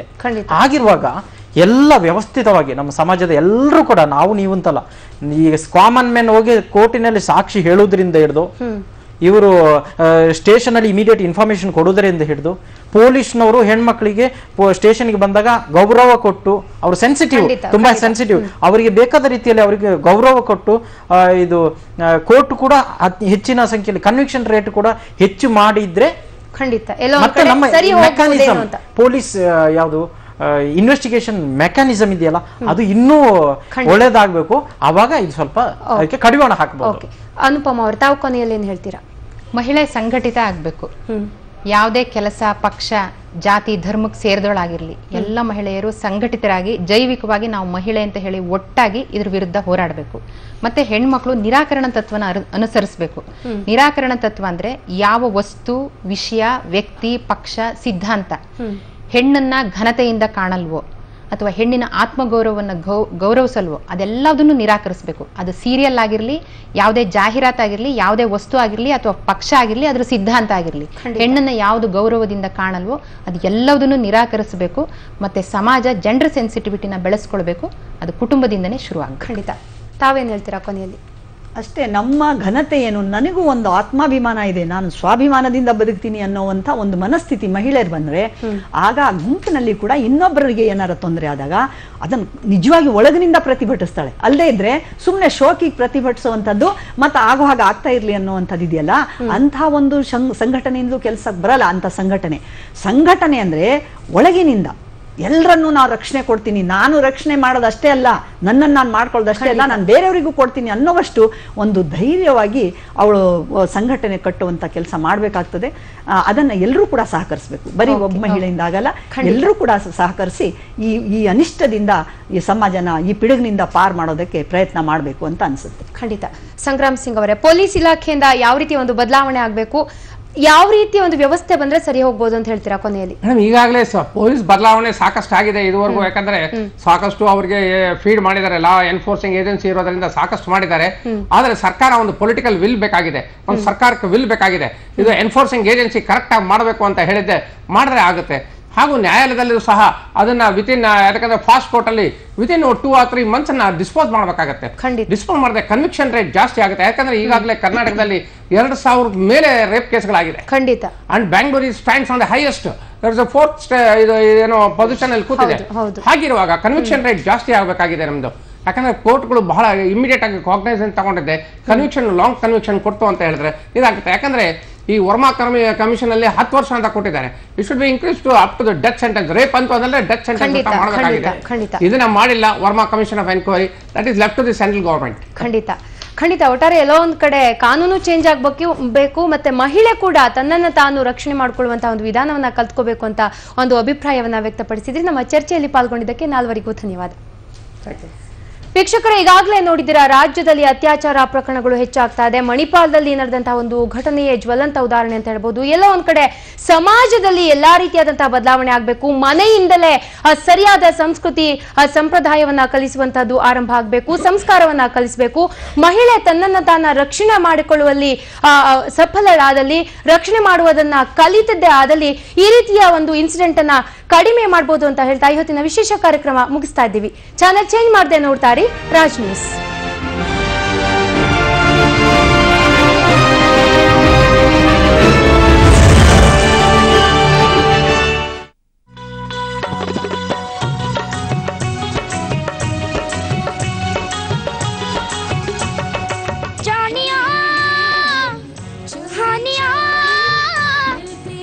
सीख के दे दुख सुख बोलना तेरे बिन